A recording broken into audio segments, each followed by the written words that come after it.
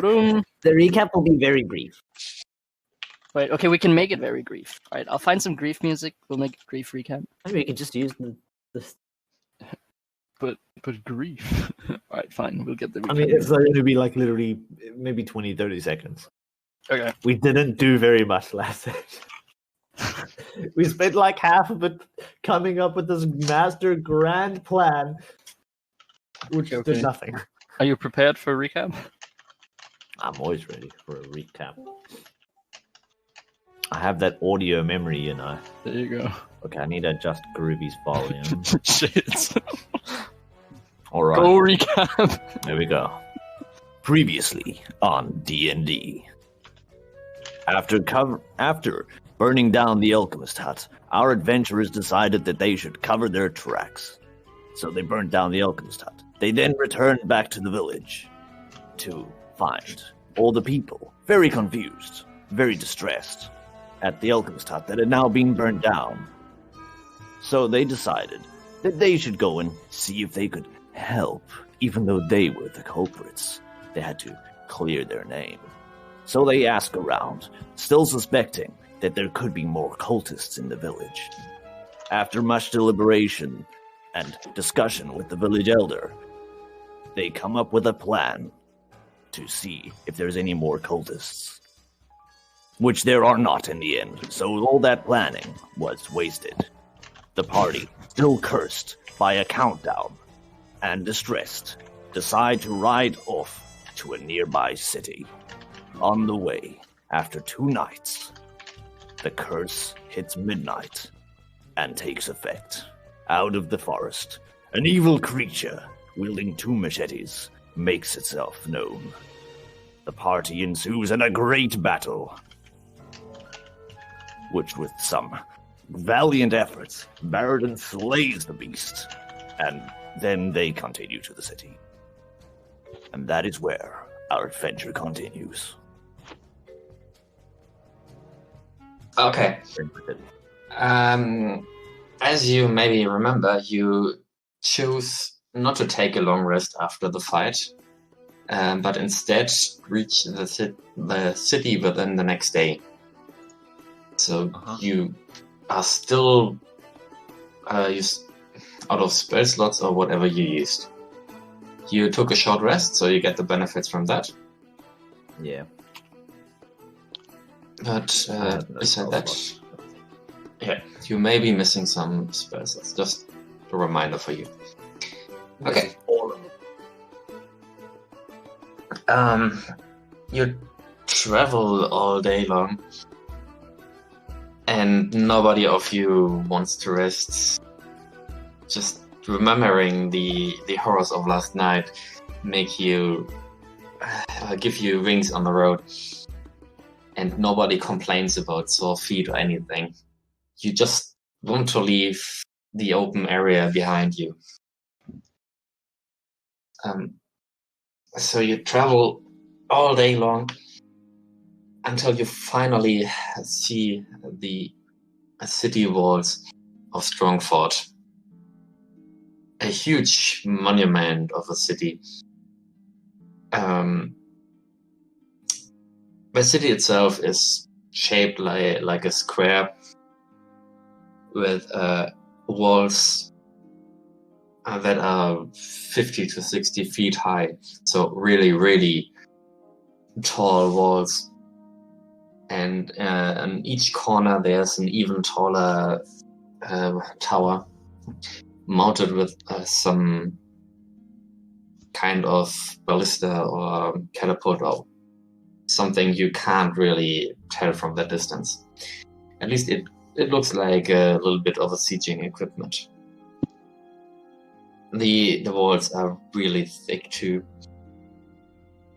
And the whole city is known for being almost impossible to actually siege upon. It is in the northern lands of the continent. By the way, you came from north, traveled south to the city. and it's known to be on the border and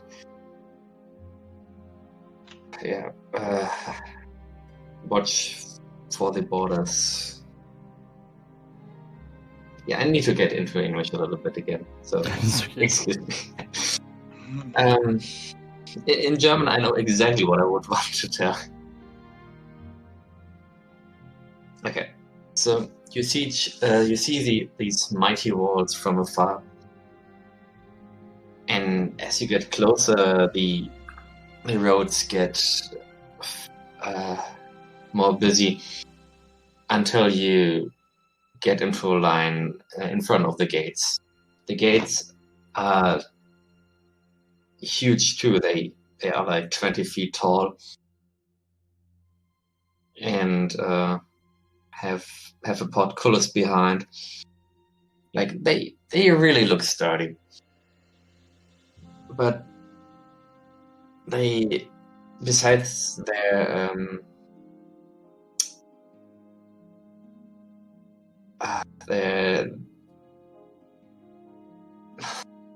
give me a sec. Just can't think of the word. Damn boy. Oh yeah, their size. People are only getting in slowly. So you slowly progress further in the line until you reach the entrance of the gate, and a knight in polished armor stands before you and wants to know why you wanted into the city. You stand there like, good morning, traveler. What Just is looking to pass through. What is your purpose in the city? We seek an occultist. We are investigating a cult. So there are people in the city that can help us with our investigation, you see. Cult? There's no such thing as cult in our city. Maybe not here, but elsewhere. Why is such in our city? Well, like I said, there is someone that we need to see here. Okay. Can you tell me a name? Yes. The name is Beata.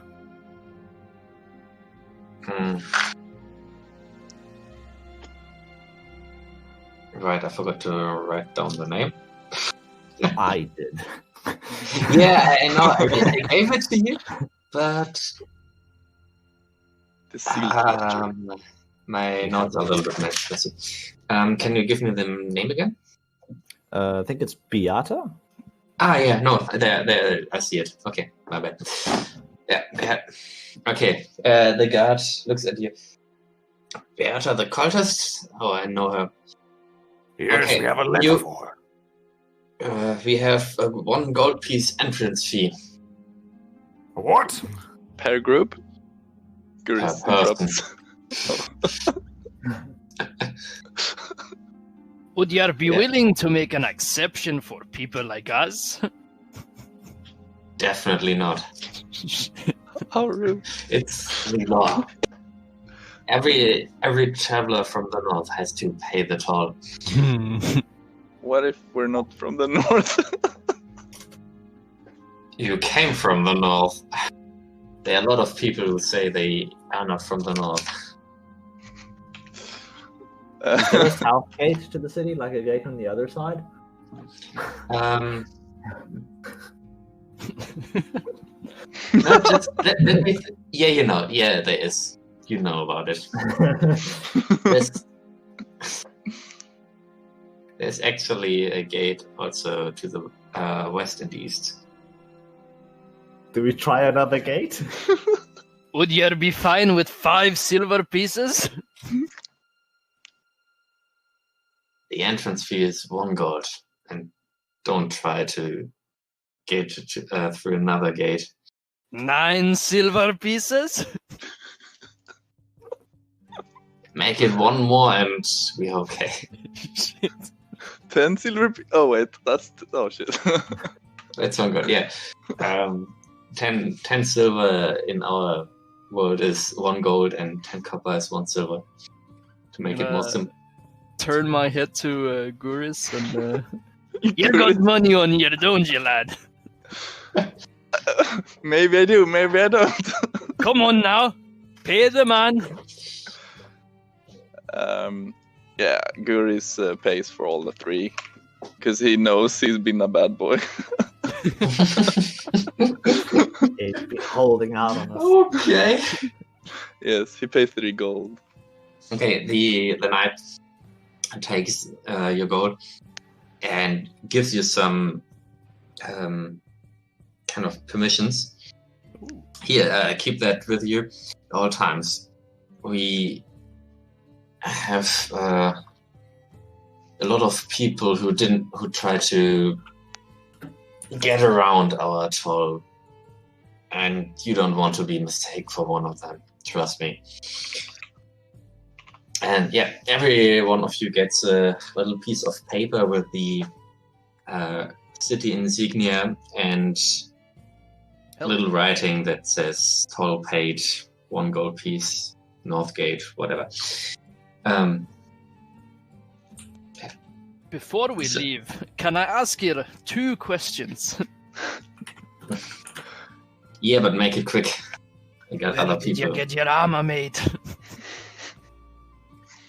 It's provided by the city and our lord. Do you perhaps know where he gets it made? Is there a blacksmith in town? There are several blacksmiths in town. It's quite large in the city, so... Do you know who gives the biggest discounts? Any dwarves, perhaps? You want Mountain the dwarves? I don't know if he's a mountain dwarf. Let me check real quick. Okay. Yes, he is a mountain dwarf, actually. Oh, Christ. At least I think. I'm not 100% sure.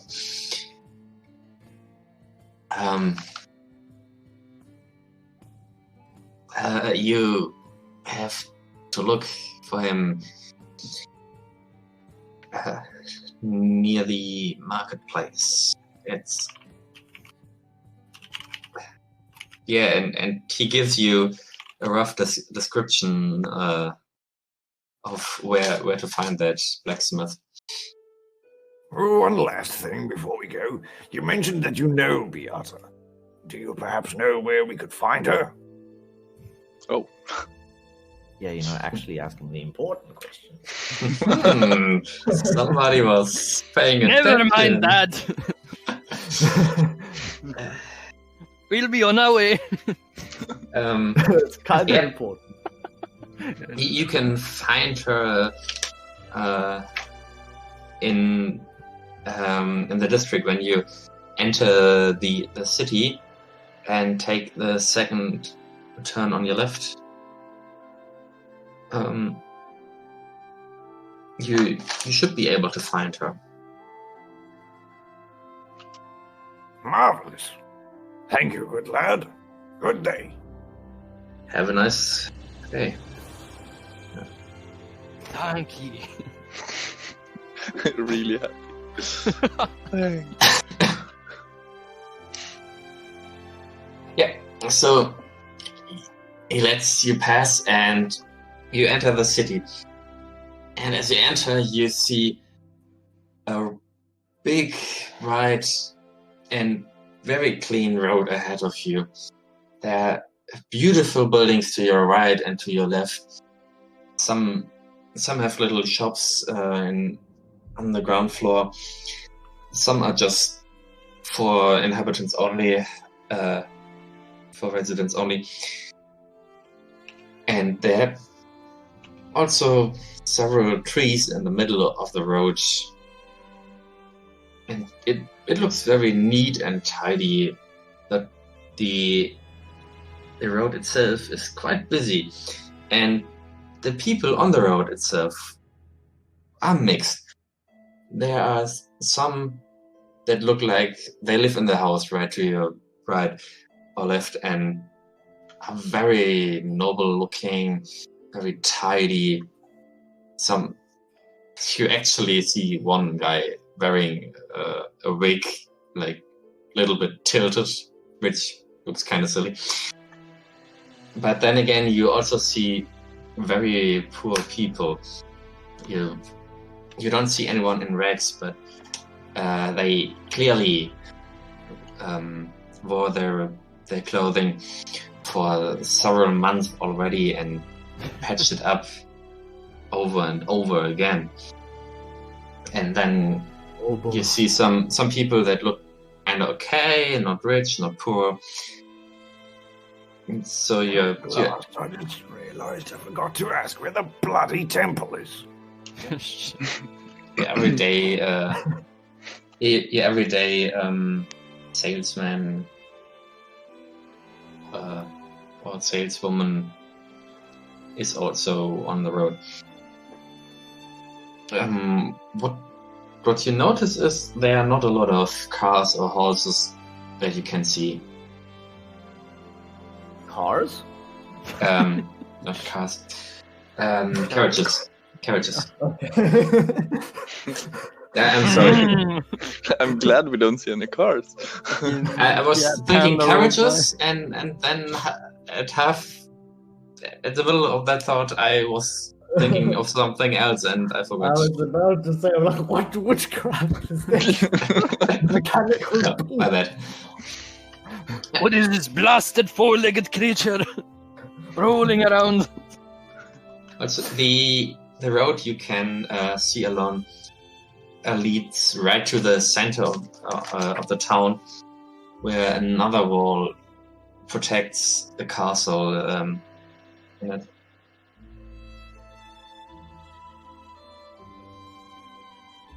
Yeah. So you're now in the city. Nice. You didn't die. That's an accomplishment. Yeah, we finished the tutorial. Good job, guys. There aren't any farmers in this city. I've had enough of farmers. You mean cultists? Cultists? I mean, I said my name is Guri. So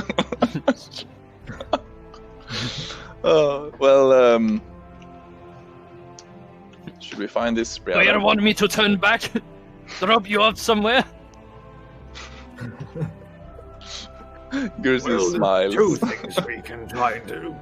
We could ask around where the temple is. Maybe find someone who could remove this blasted curse. Or we could go and talk to the occultist.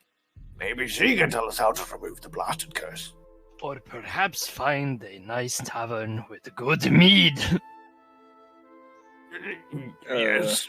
Yeah, I kind of want to push you a little bit to the cultist right now. Yeah, I can see why. Yeah. So I say we save the mead for once we've defeated this curse and have real cause for celebration. Agreed. No, I have a strange feeling the tavern is the right place to go. I think, due to prior experiences with taverns, we should avoid them for now. What do you mean? Guris like slowly reaches out his hand and then like pulls it back. He was like attempting to pat Birdie on the head. But he's like, no wait, this is probably not the best idea. Alright, you win. But you better have my ale ready one of these days. I mean, Siegfried owes you one, doesn't he? Exactly.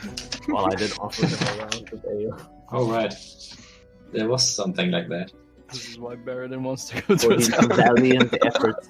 Free ale. Because he carried the last fight. Okay, So obviously good rolls means he fought well. So you're on your way to the occultist, to Beata, the way the guard described. And after a little bit of searching, You will find her. When you left the main street, it's not as clean as it was before, but still not dirty or anything. Just the number of people with like really nice clothing.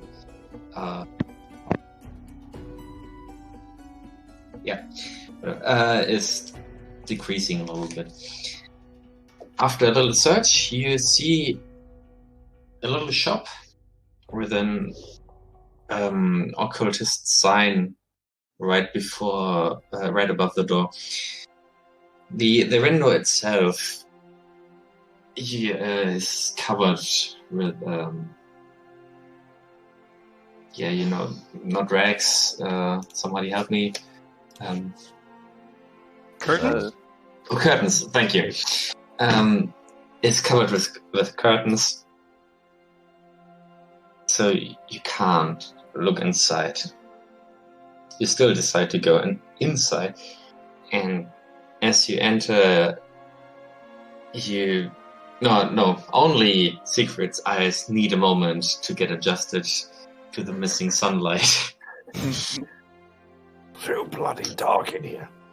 The shop itself is filled with a lot of bizarre things and potions and items of you don't really know what purpose. They look rather strange to all of you. Hey, Goris, do you think we could identify those unidentified potions here? I mean, considering we had no luck last time, Oh, you mean like we could ask? Considering the village alchemist turned out to be a cultist before we could identify the unidentified potions. I mean, we should at least give it a go. See if we can get some help here, yeah? Yes.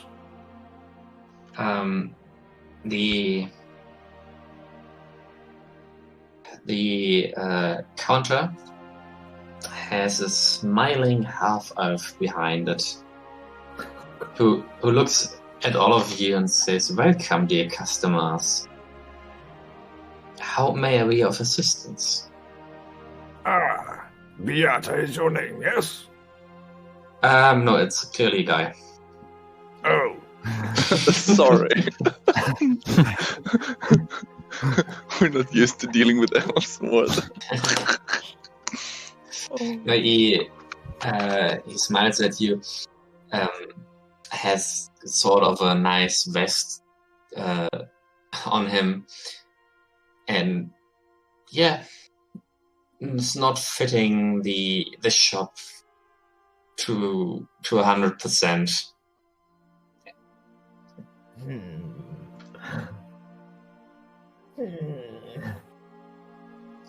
So he stands before you. How can I be of assistance to you? Well, then, are you sir. looking for a love potion? Are you looking for an antidote? Are you looking for a decurse item? Decurse item?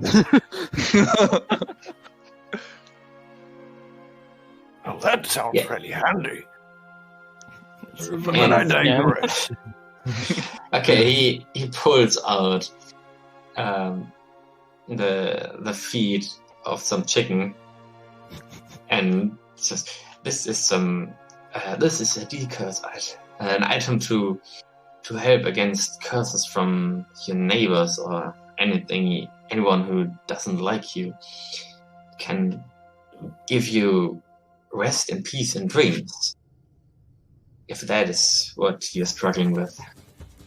Tell me, girls, do you think that the alchemist didn't like us?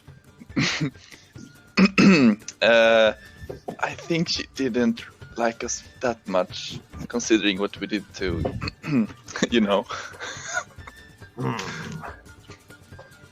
Excuse me, fine elf. You wouldn't have a sister in a city nearby, a town? I have my wife in this town.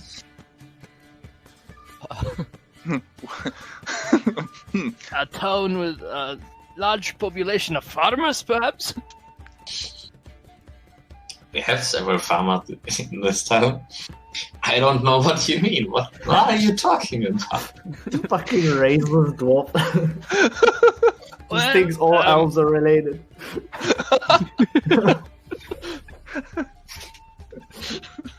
Right, no, just my curiosity. Don't you mind me. I'm an old grumbler, you see. So I guess Guris walks up. Oh, so hello. My name is Guris. What's your name? Good day, sir. I haven't thought of a name for me yet. Right. Oh, nice. That's a very complicated name. NPC3. Yeah, I completely forgot about this name. I was gonna ask the Let's guard go with. I'm Reuven. So, sorry. Reuven. Oh. Do your wife happen to be Beata? She's certainly not my wife. Well then. Moving on. Would you mind identifying some items for us?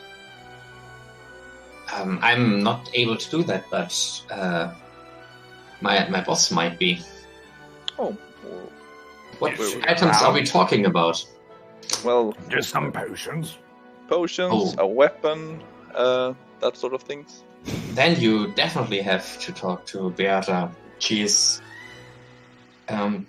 it's not her specialty, but she's quite knowledgeable about that. Can I investigate this D-curse item to see whether or not he's trying to scam us? I don't know what you want to get with investigation there, but Maybe like Arcana? Arcana, maybe? yeah, you can. Yeah, let's do that. Alright. You're not trying to scam us with this, are you? Roll the 17 Where are you rolling? in the nice dice. Oh, Is that where we're rolling now? Nice dice. Okay. So you never heard of magic chicken feet before, and this definitely doesn't look magical because it also has no runes or anything on it. Well, Yeah. I mean, there's still the placebo effect. excuse me, sir, but you wouldn't happen to be trying to sell us your leftover dinner, are you? Certainly, I am not. I am just an employee on this shop, you made this? trying to do my job. Oh no, I'm not nearly knowledgeable enough to do that. Like I said, What I'm is your just an return employee. policy? There is none. So let's say I purchase this, and it doesn't work. Will you pay me back? No, there's no return policy. Shit. Well, you can keep your food.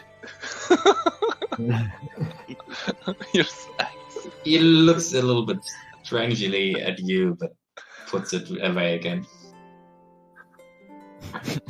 So, you looking for the services of Beata herself? Yes.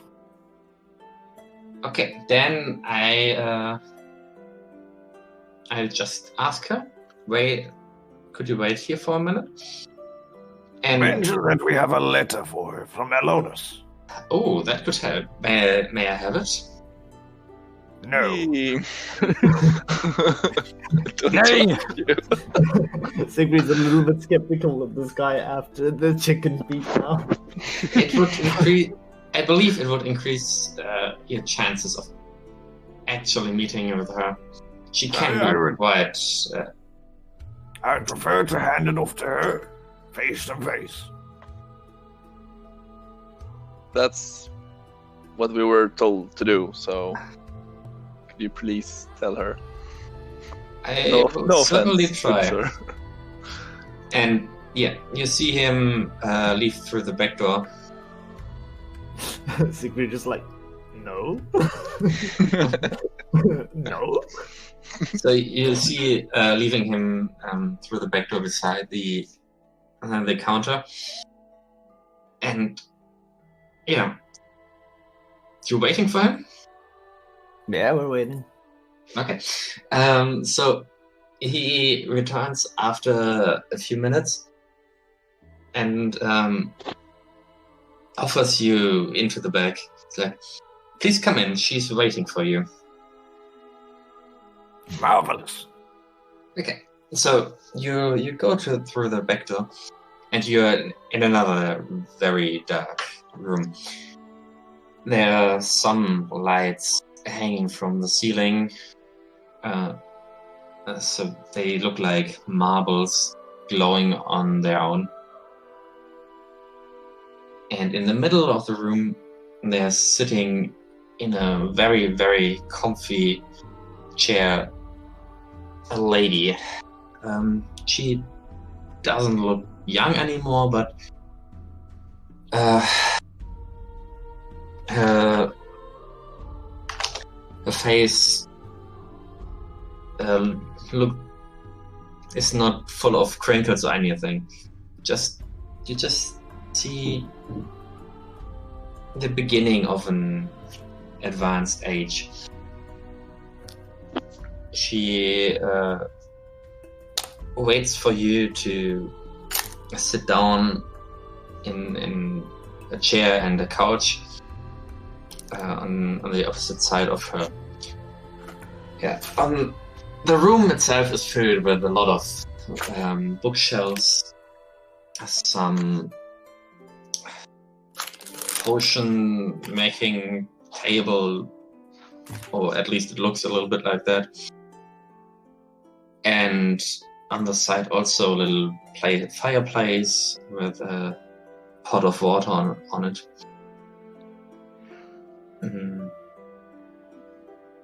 Yeah. The room itself has no windows, and she points at the couch and the chair, the chairs to sit down. Can I do like an insight check to see if she's like a threat? Because Gurus is very like after that alchemist, he's very like Yes. skeptical. Okay. Good.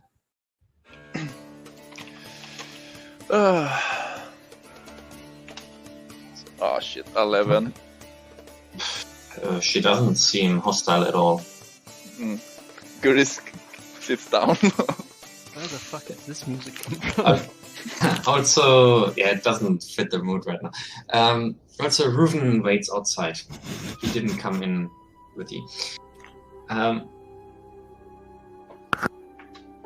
She looks at you and tries to see every detail of all three of you, one after another. And you feel kind of naked before her eyes. Ew. But you can't say anything. And who After- actually has the letter, by the way? After she finished looking at you, she smiles and says, "So, you have a letter for me?" Yeah, who actually has the letter? Did he give it to me? I think so. I think so, yeah. Okay. Because I didn't put it down on my sheet for some reason. Usually I Varden do. had bailed at that point, I think. You lost it in the chase. We forgot it. Didn't pick it up, left it on the table. Oh shit. That would have been rough. No. I guess I had it So, because I was speaking to him. So yeah, I handed her you the hand letter. over the letter, and she starts reading it. She takes the time, and after she finished it, she folds it like twice, puts it inside her robe, and yeah. So, can you show me the mark? Yes. So we show her the mark, I guess. Yeah. All of you? Yes. Yeah, I mean, Guris trusts her for some reason. Okay, she looks at the mark from each of you and studies a bit. Then she leans back and... Oh yeah, She can see that the there's, encounter you had. I believe I can help you, maybe. Is she an elf? You can't really tell. At least she has no pointy ears. Good enough. Good enough.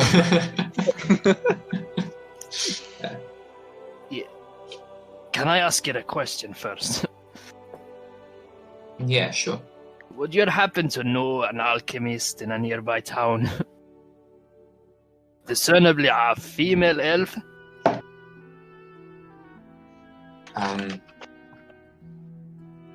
Her eyes are getting a little bit closer, forming like little slits. I don't know the English term of saying for that. Suspicious? Yeah, kind of not suspicious, but like she's more narrowing like, her eyes. yeah, let's go with that. Yeah, she's narrowing her eyes and is like, have you seen my repertoire on the counter? I am quite skilled in that craft myself. Well, but leave that for later. just For in now? case you were great friends, you know. Don't expect to see her anytime soon.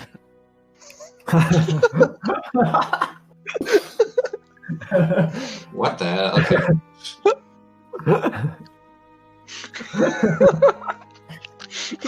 She's busy. Gilson Cold is just telling everyone. Only trick to see the fucking alchemist anytime soon. Lots of business these days, you know. Sometimes I wish we could see each other's expressions so you could see mine right now. Okay, Right, carry on. Never mind me. so she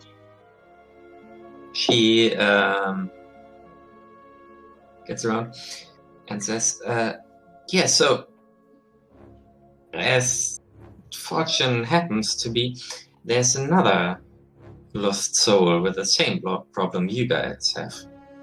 Oh? And she, with a gesture of her hand, she signals Ruven to have someone else enter the room.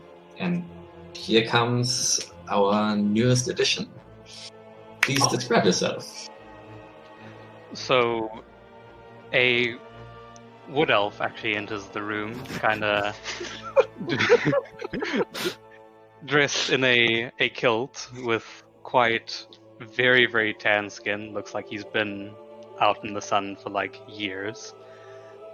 Kind of matted, wily hair that like leads into a very, very wild-looking beard. But also, he very clearly has elven features, but he has very obvious, like, kind of docked ears, almost like they've been cut off, like, at the tips, or, like, torn off. And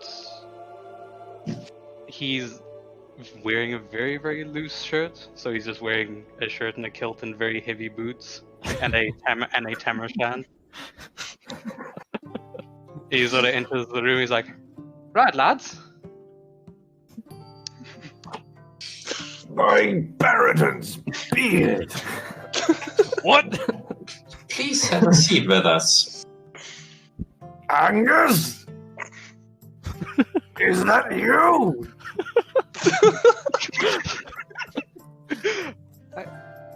Siegfried? Why the Bloody hell. God? Is that you? And he sort of like actually charges up to him and like gives him like a big hug to like actually pick him up a little bit. He's like, I haven't seen you in years, lad. What the hell? It's been, 9, 8 years? Oh, you look terrible. Well, I'm a human. I age. Oh, I guess for Siegfried, like, Angus looks like he hasn't actually aged at all, even though it's been like 10 years. Mm-hmm. Like, oh, so what brings you lads here? Well, we got cursed. Oh, funny that. Same actually. So, Guris goes up. Oh, so my name is Guris. What's your name? And like he sort of grabs Guris's hand and like shakes it very, very vigorously. Like, I'm Angus Stormfist. Oh, Pleased to meet you, Garrus. and I guess Quick question in between. Do you know how everybody looks, or should everybody describe themselves again for your mental image?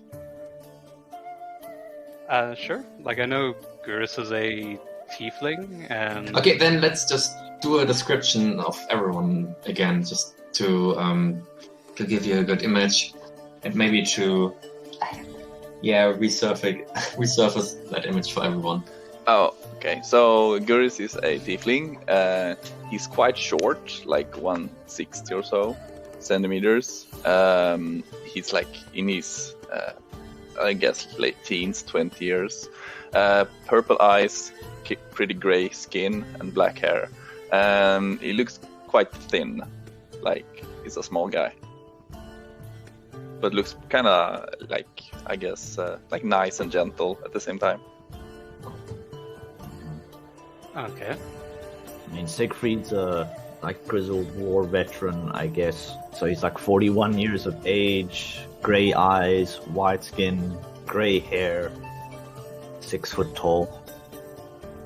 Kind of looks like a amalgamation of Uther and Gentle Criminal. Oh, Baradin, yes. Mountain dwarf, very pale skinned, sort of like grayish brown hair, very like long braided beard with, metal, good old dims in it or whatever you call it. Beard stuff, yes. Beard rings. Beard rings, there it is. Traditional dwarf garb. Yeah. It's in the dress code. Usually donning his very cool, very decorated dwarven chainmail. He's got his very stern look on his face. Oh, he looks quite like a war veteran as well, one might say. And very suspiciously, he always carries a tome by his side. Very special book to him. And has a beard of an elf. Slight bit of a racist. Doesn't trust people very easily. Wait, is like the ear of that elf like actually quite visible, or do you like just have it in your pocket? He carries it like a necklace, so it's quite visible, yeah. He's very proud of this. I guess Angus kind of like looks over at Bird and then kind of spots it. He's like, yeah, that kind of looks like a little bit like mine. It's the one I lost. So Guris is like still holding your hand, by the way. It's like, oh, so who did you fail to tackle to get the curse?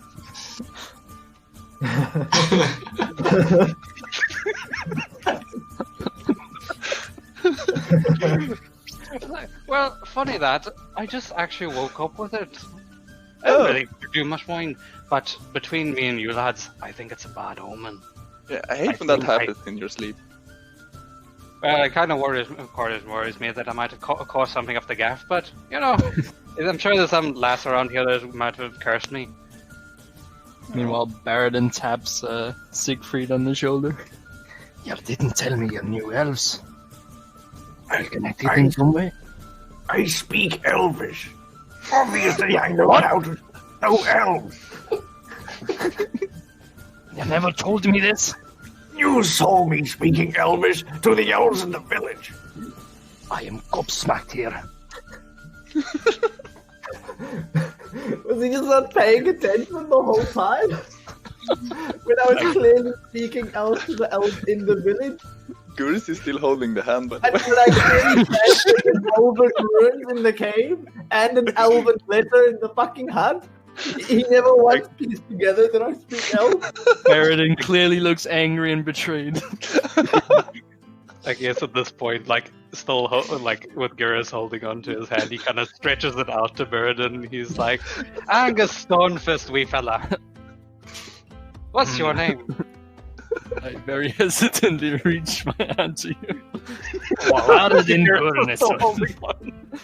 I don't usually shake hands with elves, but I'll make an exception for you. Oh, neither do I, lad.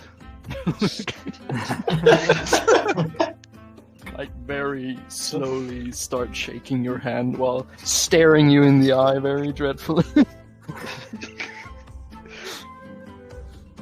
He's like, right. So, Okay. Beata, what are we going to do about this nun? So, everybody got acquaintance with everybody. That's nice. Wait a sec. can we see his curse? Do we? I don't know. Do they? I mean, do you want to ask him where it is? I mean, yeah, in a bit, I suppose. But do we see it now? Like, just. No, you don't see it like on his skin openly. So where's your curse? It's in actually in the most inconvenient of places. I mean, I had to Armpits? kind of put Beata under the ring for that one. And he sort of turns around and bends over and like lifts up his kilt and like sticks his head through his legs. He's like, "It's in the most inconvenient of places." And suddenly, as you bend over, there's a bright light shining from under your skirt, blending everyone that tries to look under it. And you see Beata saying, "That's not necessary. Please, please." Guris mummed to himself. I wonder how he found out. By me beard! Bloody hell, you haven't changed. First time seeing an elf ass. Okay. Beata, Oh, I you don't apologize see- for that. Oh, barely. You don't see anything. The light is too bright. It comes from under his skirt. Well, as I said, it's very first time seeing an elf ass shining bright. Okay. Guris thinks this is normal. So light reflector must be fucking well polished. Jesus Christ. Yeah, and as you let down your skirt, the light begins to diminish a little bit.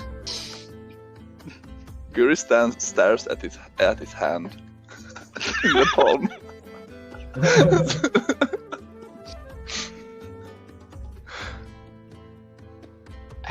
Okay, since we all got to know each other, Very fast, yes.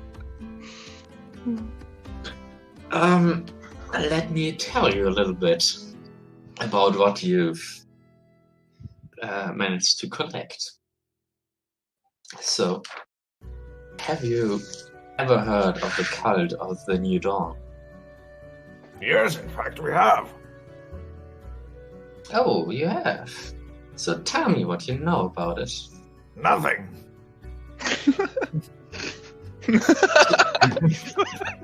Guris She like looks at you a little bit annoyed now. Guris looks at Siegfried like, what the fuck? She Oh, I looks don't at you know like, anything about it. seriously? They seem to be selling these marks en masse. Well, what we do know is that they're somehow involved with people going missing and turning them into some kind of abominations, we assume. And they curse people. And they're active. And the two of them are dead. And we also have a slight suspicion they might be connected to some old vampires. Oh. Here. No. We only know their name because of Alonis. Okay. Okay. So let me tell you a little bit about them. The cult is an old one. It is known to not a lot of people, actually, or at least its true purpose is not known. The cult tries to gather, let's say, life force or energy to create something massive. And they have been at it for centuries, I'd say. For how long? Nobody knows.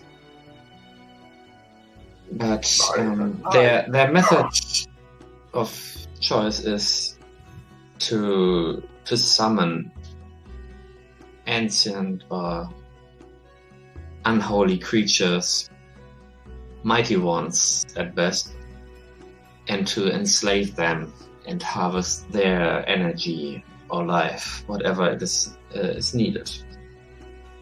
That would explain a few things. If they don't try to summon something, they will look for ancient or mighty people, creatures, demons, whatever they can get their hands on to do the same. Sometimes they don't even take their energy, their life force. Sometimes they just release them to go on a rampage to cover up their tracks. They sound like a bunch of right villains. Yeah. Like I said, nobody knows what they gather these energies for, or how they intend to store them, or even if they can store them. But one thing is clear: they don't like to be exposed. Yes, So we know. you should be careful with that. A slight bit too late. Yeah, I'd say so too. So there are ways to remove the curse. I'm be frank with you, I don't have the means necessary to remove it right now. Ah, but you could remove it if you did have the means. Sure, I could. Does it happen to include the feet of chicken? Only to make you shut up. Oh. Yours is like, oh snap. Yeah. And yeah. So, as I was saying, there are ways to remove the curse. Yeah, you could help me, but I need you to do some things for me if you want to. Otherwise, you could always try your luck in the temple. Maybe they can help you too. Knowing those bloody priests, they'll charge us a right fortune. That maybe is very likely, to be honest. How much are you charging? Oh, I'm not charging gold, I'm charging favors.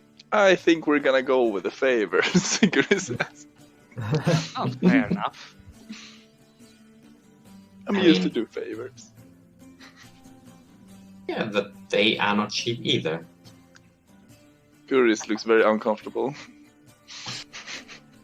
Garden too.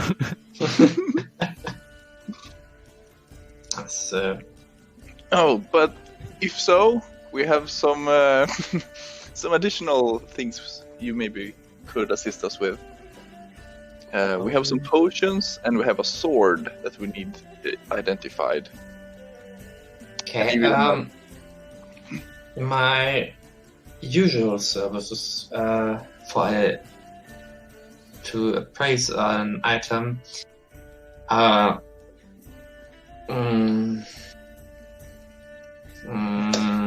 Guris is doing the Let's puppy see. eyes.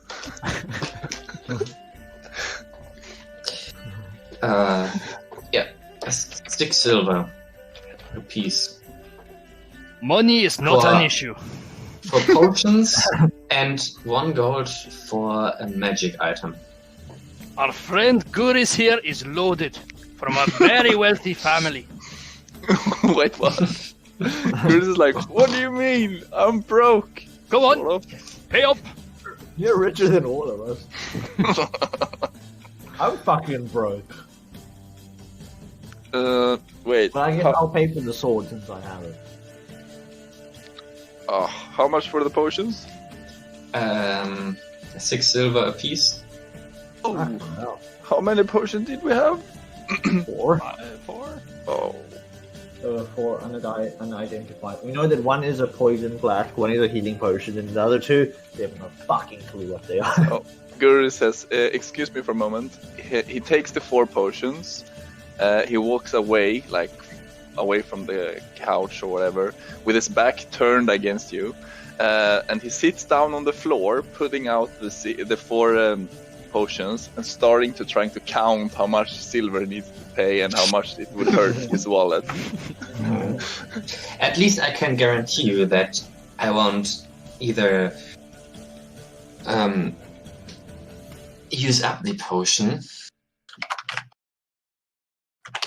or pollute it. So this is something not every alchemist can guarantee. I like guarantees. Is there a chance you can make it any cheaper for us? You know, times are No. tough. We can barely afford food. Can I try a persuasion check? After you say he's loaded, okay. But do it with disadvantage. Okay, fuck. Well, don't expect wonders on this one. Oh. That's 16. Okay. Oh shit. Alright, no, 3. man. 3. Okay. Yeah, she doesn't believe you after you said he's loaded. So Guris couldn't count very well. So he goes up to her and says, so this is it, right? And he gives her 2 gold pieces for 4 potions. Young man, that is not enough yet. I need 4 more silver. You're trying to be cheap here, Guris? Guris is like, gives her the 4 coins. This better be good. He mumbles to himself. Okay. So now I need to see through my notes to see what potions you got. But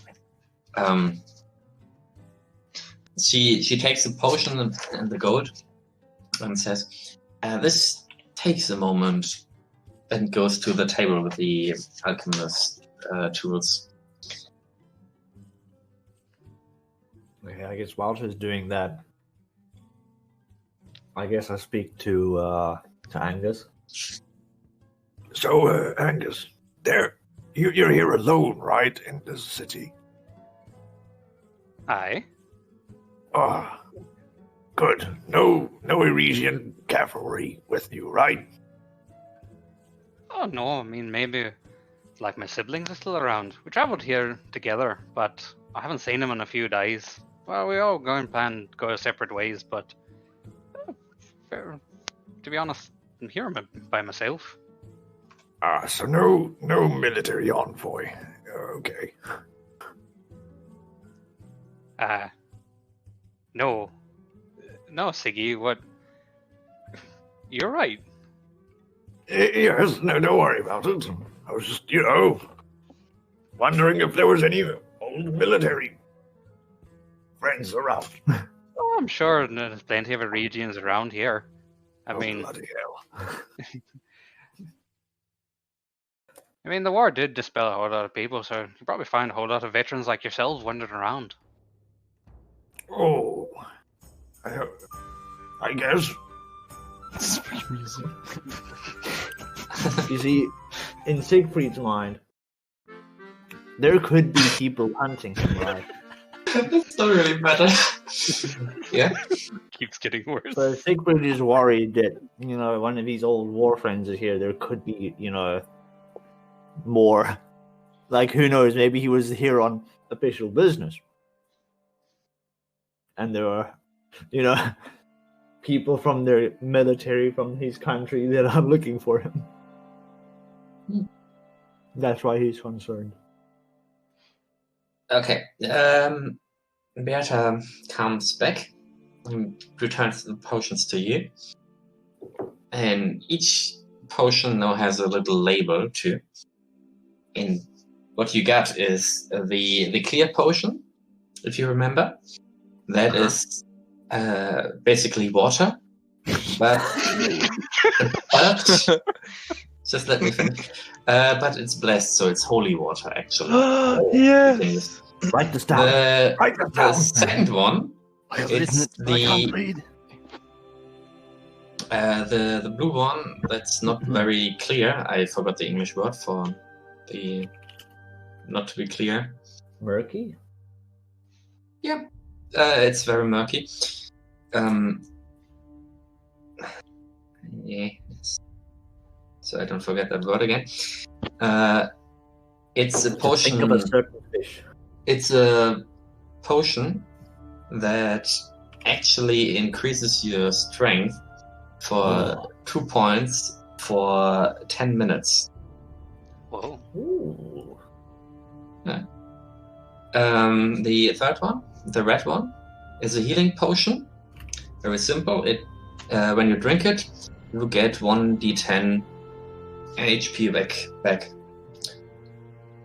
And the fourth one, the brown and gooey one, is a poison that you can apply on your weapon, and for 1 minute, each of your attacks deal on each hit on an enemy or friend, doesn't matter.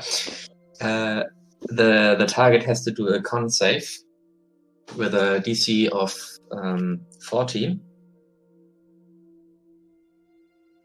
And takes 2d10 poison damage on a failed and half of it on a succeeded con save. That's pretty good. It's insane. I'm just thinking now, honestly, we could have given her 3 potions, identified 3 of them, and then with process of elimination, identified the 4th one ourselves. Yeah, but then you wouldn't know the numbers, what they do. Oh, Also yeah. have nice little labels now. Yep, they have like poison, healing potion, holy water, and potion of You put the strength on them. You're the one, I guess, carrying all the potions. Yeah, I did. But Please take a note on your sheet on what they do too. I did. Nice. So, just a question for combat. Does it take a bonus action or an action to take a potion? I think it's a bonus action. Okay. If someone knows for sure, please speak up. I haven't looked at potions yet. Me neither. I think it counts as a complex action. Yeah. Applying potion? Applying poison? I don't see anything in the book that's just like potions. So, Yeah, I'll look it up, but we can continue until then. Alright. Okay. So, Beata, what is the favor you want? Oh, that one? So I still need to identify a longsword, by the way. I forgot. I'll keep my favor until the curse is lifted. Oh, Don't worry, I will hold you to it. Are you perhaps experienced in appraising magical weapons? Yeah, I take 1 gold piece for appraising a magical item. Marvelous. I Goddess. pull out the long sword with 1 gold coin. Open up your wallet again. No, it's been. Wait, no. secret already paid. Yeah, I'm paying for this one. You're paying Okay. 6 back later for that one. 3.8. A bucket for. What? Better get paid soon. Yeah. So it's basically a magic longsword +1, Huh? which means you get +1 damage on it. Okay. And it counts as a magical weapon, which is important for some enemies. Yeah, that's like a really, really good sword, by the way, for starting. Let's see. So I need to just note down that it adds plus. So it's just +1 damage on this roll. Yeah. Okay. Good. So I'll just- Like I said, it counts as a magical weapon. Alrighty. Yeah. So she takes the sword and puts it down on her knees, holds her hands above the sword, and starts a little bit of chanting. The sword starts glowing in a yellowish shimmer, and after a minute, she stops and she returns the sword to you, tells you about its properties, and just tells you that this sword belonged to an old friend of mine. Please take good care of it. Wait. Do you know where we could find this person? She cheekily puts a finger on her lips like, shh. No, this is important. We need to locate them. She continues to ignore you. Guru's like, okay, I have this scroll from your friend. And he gives her the scroll. Oh. Yeah, she takes it and starts reading it. You see her eyebrow just narrowing a little bit while she reads. She looks a little bit concerned about the context, but then in the end smiles, returns it to you, and just says, you should probably keep it and wait for its right time to use. Wait, how do we even use it? Oh, I find it rather obvious. Guru is like looking upside down and like checking if there's something in the scroll he missed. Do we burn it?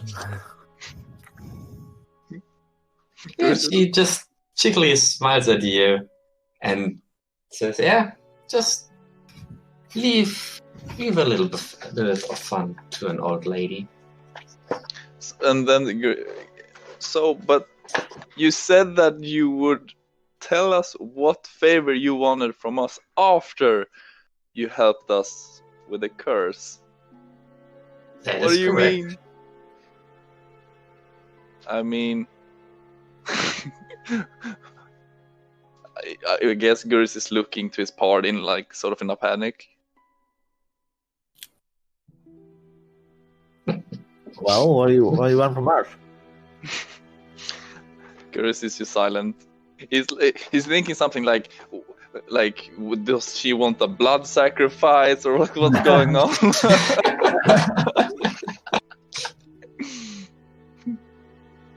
Whatever she wants, I'm sure it's better than dying. I mean, gold is better than dying. We could just pay the priests. No. You're a priest. You know how much they like money. I don't know any other priest. Oh. I'm self-taught. Well, my experience with beasts is that they're right bastards Oh, who love money. They are overcharging. Curtis looks offended. They offer services that people need, that help people, but they charge them a right bloody fortune. I never charged for a healing touch. I mean, at least we could go to the temple and ask, at least. No offense, Beata. It's just... Oh, none taken. It's just honestly the thought of owing a favor that I don't exactly know what the consequences of is a little scary. Yeah. Oh, you can come back anytime. I'll be here waiting for you. Very well then. We shall probably return.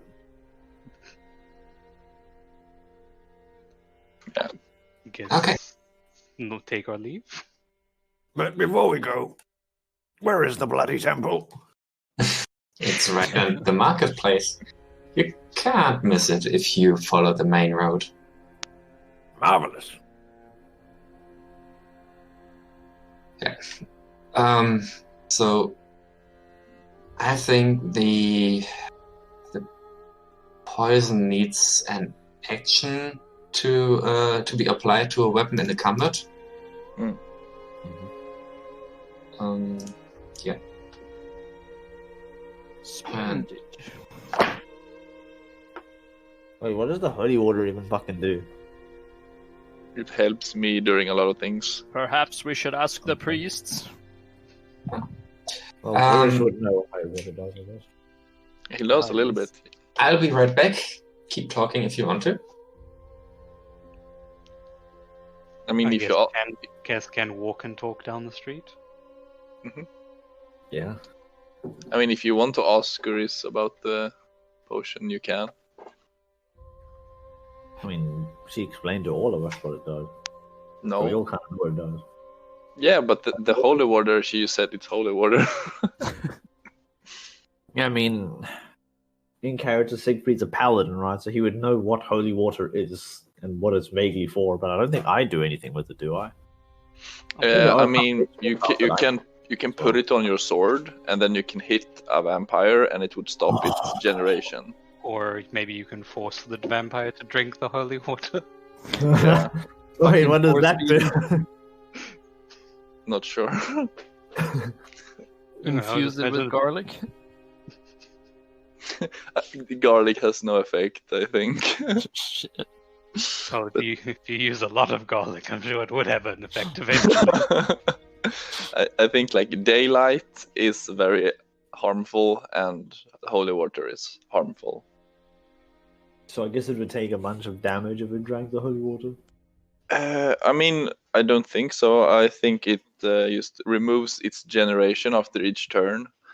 And maybe it was something else, but I'm not 100% sure. Or if we just Well, whatever it is, it's probably not good for it. I don't know how we would force the vampire to drink holy water, though. just throw the bottle on him. The whole thing. Ding! Bottle doesn't even break.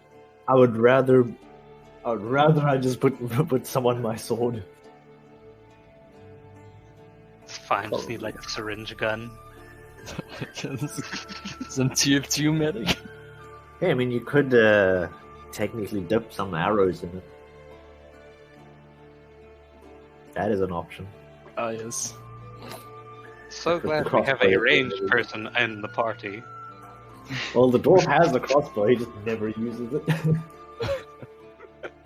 I'm carrying a great sword, a maul, a great axe, and for some undiscernible reason, there's also a crossbow somewhere on my person. I'm carrying a stick. Big stick, medium-sized stick. I have a quarterstaff, so I'm carrying okay. a stick. Ah, yes. Is that all? Pretty much. Nice. I have a stick. Oh. This is like, I have a sword, a crossbow, and the thing, it's like, I have a stick. Barrett is pretty much a fucking walking arsenal at this point. Okay, sorry about that. So as they walk down, I guess Guris asks. Oh shit! I forgot the name of your character. Oh, Angus. Angus. Oh yeah. He asks Angus. So what do you do? I mean, like, we're probably going to face some dangers. Do you like? Yeah, I guess. Can you fight? Oh, I'm a sailor lad. So I do know my way around, fighting. What do you do, by the way? You're an odd-looking fella, aren't you? You one of them Teffels, aren't you? What? Tiefling? You mean? Yeah, Teffel. Sorry, I don't know Elvish, but I mean, Guris sort of giggles because he thinks you look like some alien freak.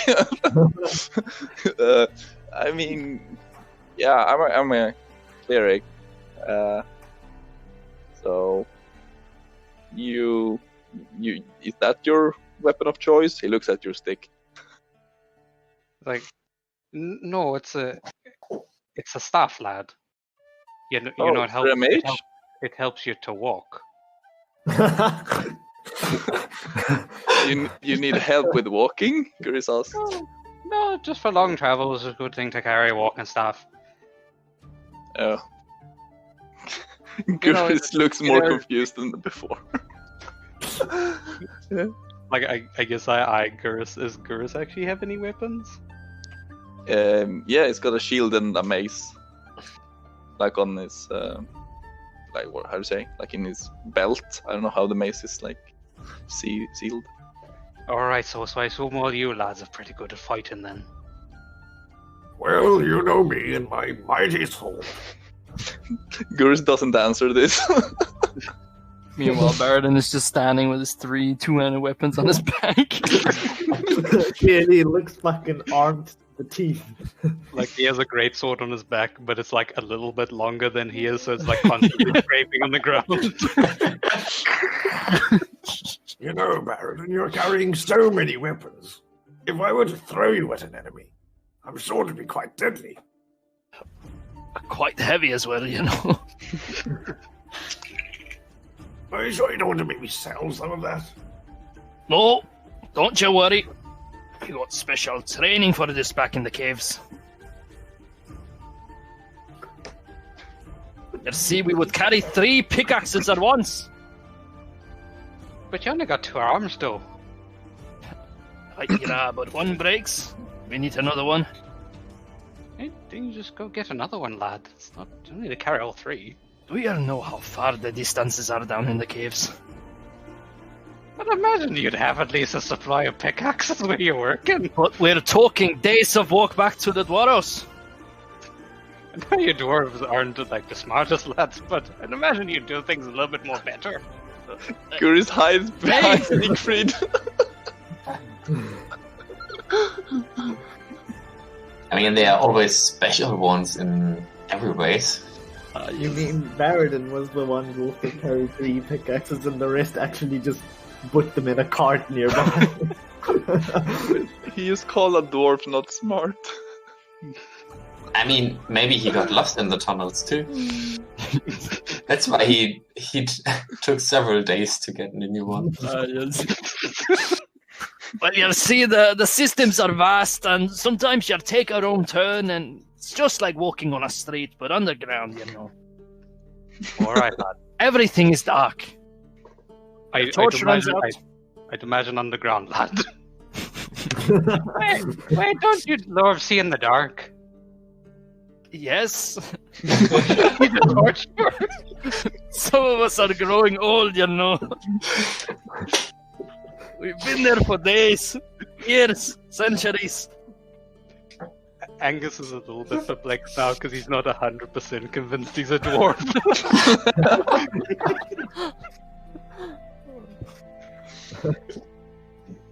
The clearly dwarf-looking character maybe is not a dwarf. Just a gnome in disguise. Gnome that grew out its beard. If you say that, Guris is gonna have a bad time.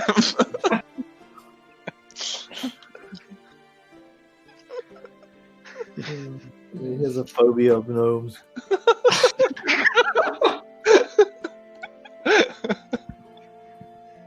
But you see, we only started getting maps of the undergrounds once we started talking with the humans nearby. So, before that, we never really knew where to go. Hey? We went by gut feeling alone. He's from a very special clan. You sure you've been actually underground, lad? Because I'm not so sure. This explains a lot when you're trying to navigate. Yeah. Yeah, Like he struggles with spatial awareness. Or he no. simply points the He just direction. points in a direction and then is like, go that way. Or he throws a rock into a vase and says, "There's no illusion, so we go that way." Oh yes, the cave dilemma. Yeah, it was great. It was epic. Okay, so you are walking. Oh, you want to walk to the temple? Am I right? Yeah. Yeah. Okay. As you walk down the streets, talking loudly, and earning some interested kind of views of looks of people. You walk down the street. By the way, the town has quite a diversity of races in it, so you see a little bit of everything. Like, yeah, a great deal of humans, but you see also tieflings, half-orcs, elves, half-elves, gnomes, dwarves, and whatnot. So, a lot of diversity in that city. Yeah. Just a little explanation for you guys in that homebrew world I'm still creating. The pantheon of the gods includes 3 major gods, like the mightiest of them all, and several smaller ones. By the way, if you have any really nice ideas or good things for the smaller gods, just give them to me and will probably be in there. Okay, the major gods are like there's let me look up the names. There's the white god, like for standing for like the good, helping people, known for the typical the typical white god thing. Just let me look up the names. And no, and have them here.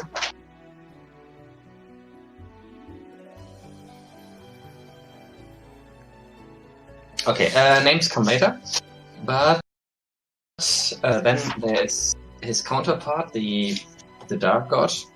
That is not. It is not very pleasantly or widely accepted to worship him in the open. He stands more for the death and evil deeds. And then there is the red goddess, which balances everything. Like the whole world is basically about balancing good and evil against each other. So if one side tries to overwhelm the other, they will interfere and try to balance things out again. Okay, so I found the names. Does the rat have a council of 13? No. Okay, What rat? just curious. No. The white god, the common name humans gave him is Tarzan. Tarzan? Sorry. Yeah, I'll write it down in a bit in the D&D chat. Okay.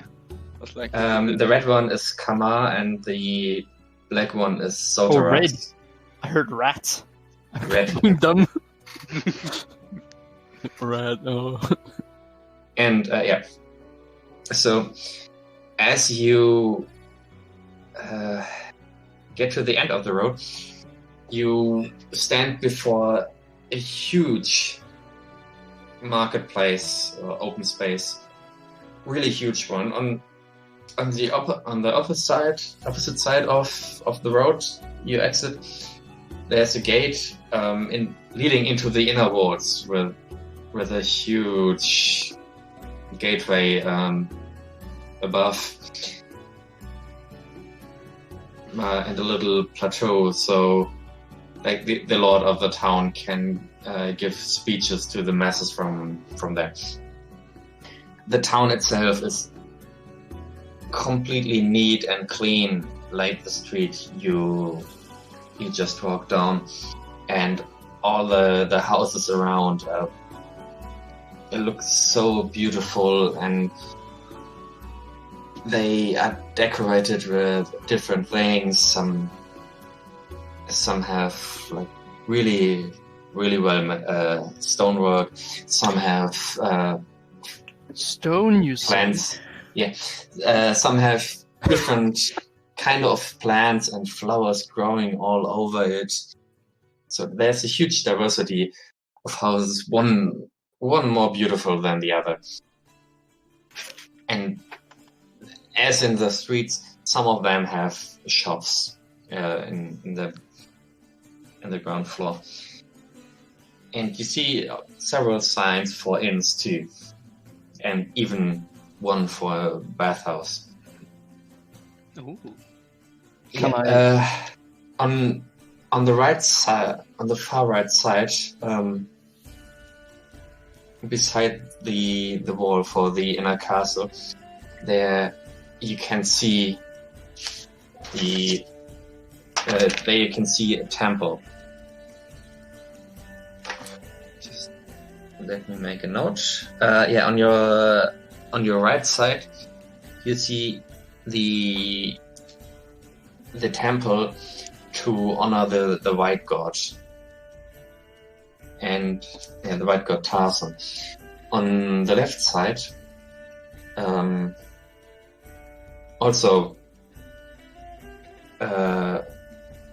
near the wall, you see the temple for the red god Kama, the red goddess rather, and yeah, these temples are huge. They have they have stairs going up there. They look huge. They look fabulous. They look like a lot of people really like the gods and worship them. And you see some clerics outside of the temple. Also, otherwise, the marketplace itself is pretty busy, but no shops are set up on the place itself. Can I actually notice any particular animals that kind of hang around the streets, or kind of like birds or dogs or anything like that? Yes, some birds are flying across the houses. Some actually live in the trees, which decorate some of the houses. The dogs, you Like can more see Like one or those kind of- two, but yeah, you see one or two with some people. Cats, you don't see any on the marketplace, at least. But you've noticed one in the street. You found the occultist inn, or the Theater inn. Not on the main road. I know you want them for shapeshifting, right? No, why would Okay. I be on? No, what? I know. Yes, I'm taking note of what animals can be commonly found in this area. Yeah, it's your typical yeah. Can I do a history check so as to check the origin of the stonework? First, This is you a can do that, but also, Zaf. I'm thinking about either saying Zaf or Angus. I don't know. Okay. I will call you both names, so maybe we'll switch on. You can do a little perception check, actually. Oh, okay. Oh no. First roll, guys. Mm-hmm. You can do it! This will set At 20! Go! It's gonna be a 1 calling it. Oh. The first Oh. one. So Oh, wait, 9 in equals, total. oh, actually equals 9. Okay. Yeah. Okay, you have a 9, and you can do your stonework roll too if you want to. Hell yeah. With the 9, you notice several dogs and birds flying around, but yeah, nothing more than that. I got an 18. Oh, so you're standing close to one of the houses, and you can tell it is really well made. You're almost sure it's the work of a very skilled stone craftsman, dwarf. Oh. Oh. And he did a splendid job in decorating the outside of this house. This is fine dwarven work. The dwarf is looking at a fucking stone house. Yeah. Just randomly He's stops like at a fucking placing house. his hand on the house, like rubbing the stone. Is This it dirty? fine rock. That's about it. I have to use stone cutting for something. I know, you just want to do that. Oh yeah, what I forgot to mention, each of the gods is or has one kind of appearance or one mythical creature which he's assorted with, identified with, which will be a chimera for the white one, a phoenix for the red one, and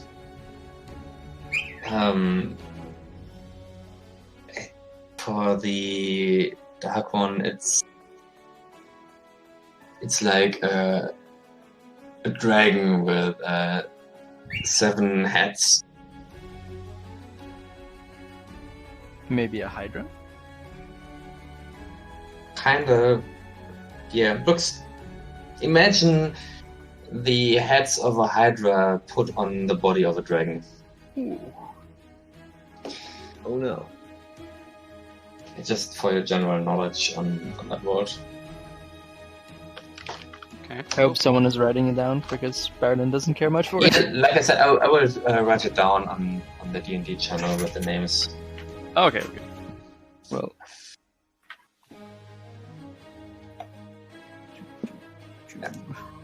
So,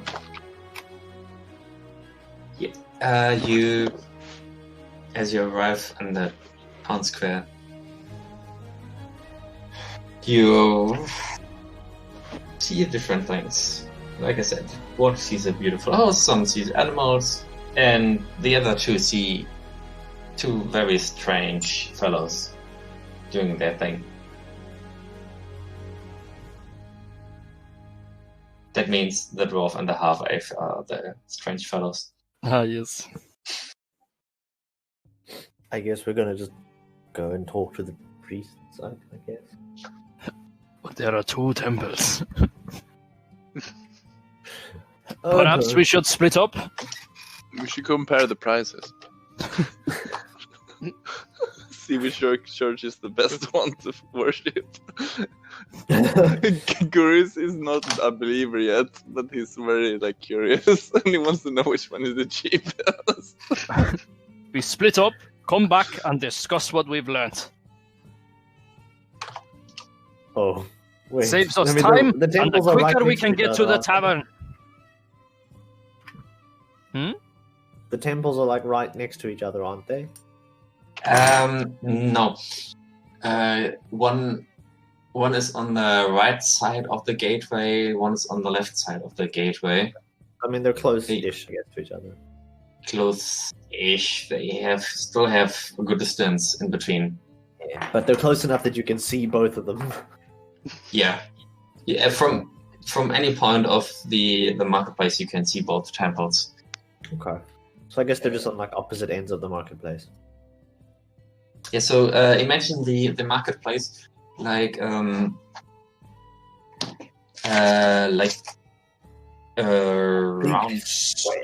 place with a little bit of it cut off by the wall of the inner castle, and on the right end of the marketplace there's one temple, and on the left end is a marketplace.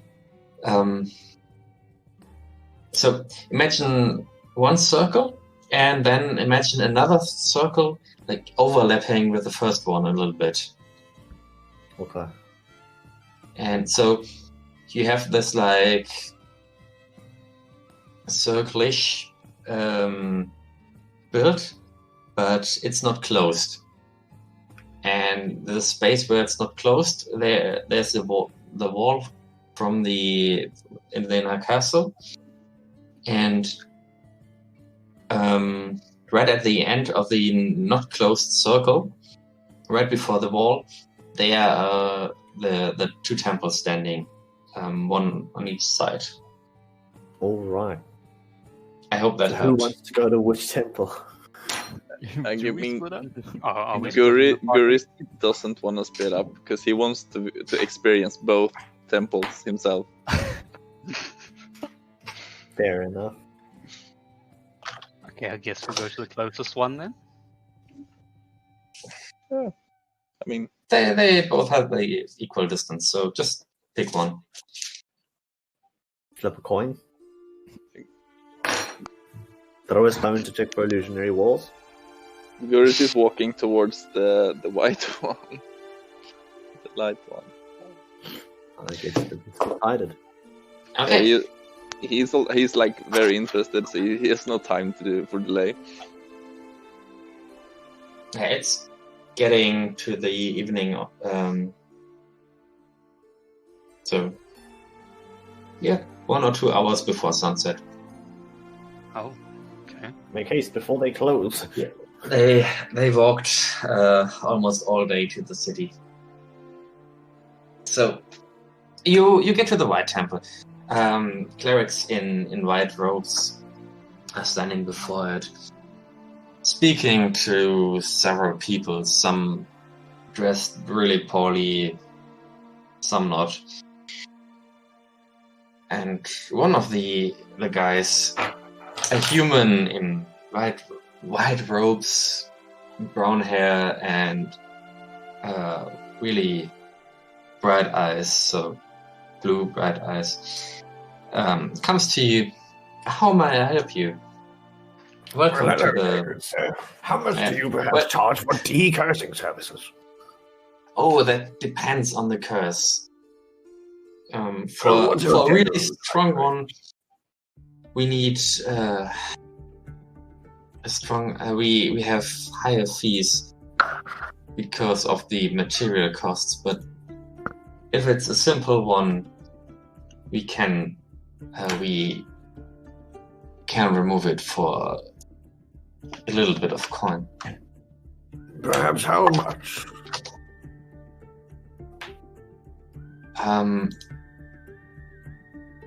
Well, like I said, depends on the curse.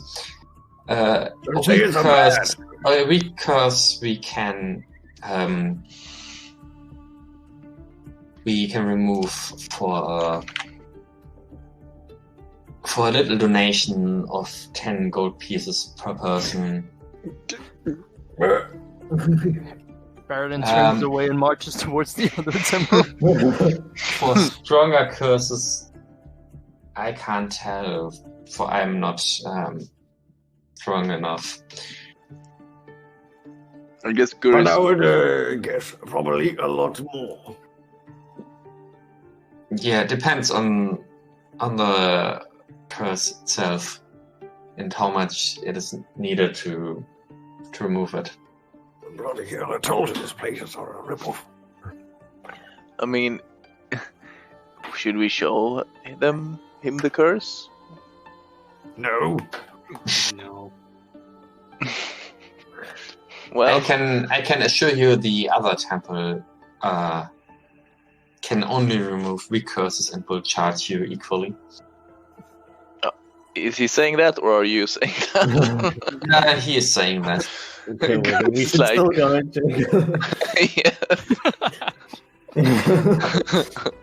No, the cleric is actually saying that. Okay. He's not just trying to be a salesman. We don't know. Can I do an inside check if he's lying? You can do, yeah. Okay. I was waiting for that one. Yes. Shit, 8. So, I guess I have no clue. For you, he looks a tad shady, but you don't see any of that in his expression. It's just that you're not used to such bright persons. I mean, yeah, I guess we're coming back. We don't even have the coin as of now. Icarus is probably thinking to himself, why am I being an adventurer? I should be charging for decursing. Clearly a better moneymaker. I mean, if he learns that spell, then he might reconsider one day. It's a third level spell, isn't it? Oh, Yeah, actually it is. Yeah. yeah, So but now you know that person before you is at least level 5. Oh, so I guess I thank him and I'm like, I mean, have a nice evening or night. I guess this soon. Yeah, he doesn't 100% speak to you, but to everyone else he says, "Blessed be my children. Come back whenever you need help." Yeah, whenever we need help, Wait. fucking coin. wait, do we actually notice that he kind of ignores Gurus? Well, if Gurus is standing on the edge of your group, then he's more like focused on the other side. He not really ignores him, but you get the feeling like he prefers talking to you others. Racist. I mean, tieflings are considered not the most kind creatures. Yeah, I mean, they're- Gurus doesn't take any offense. He's really used to this. But he doesn't. Does he know like that he's been a little bit neglected in that conversation? you get the feeling like I described. Mm. Maybe it is. Maybe it's just your imagination. I guess like are everyone else coming with? Oh, Yeah. guess can leave. Yeah, because Guru is going to ask, like, so did he seem like upset with me or something? Did I do something wrong? No.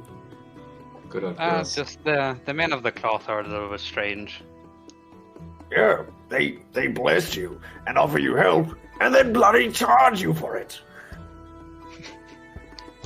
And not cheap either. Bloody small donation of 10 gold. What does he think we're made of money? Okay. It only struck me coming here that maybe we don't necessarily actually want to show them the actual mark. Who knows?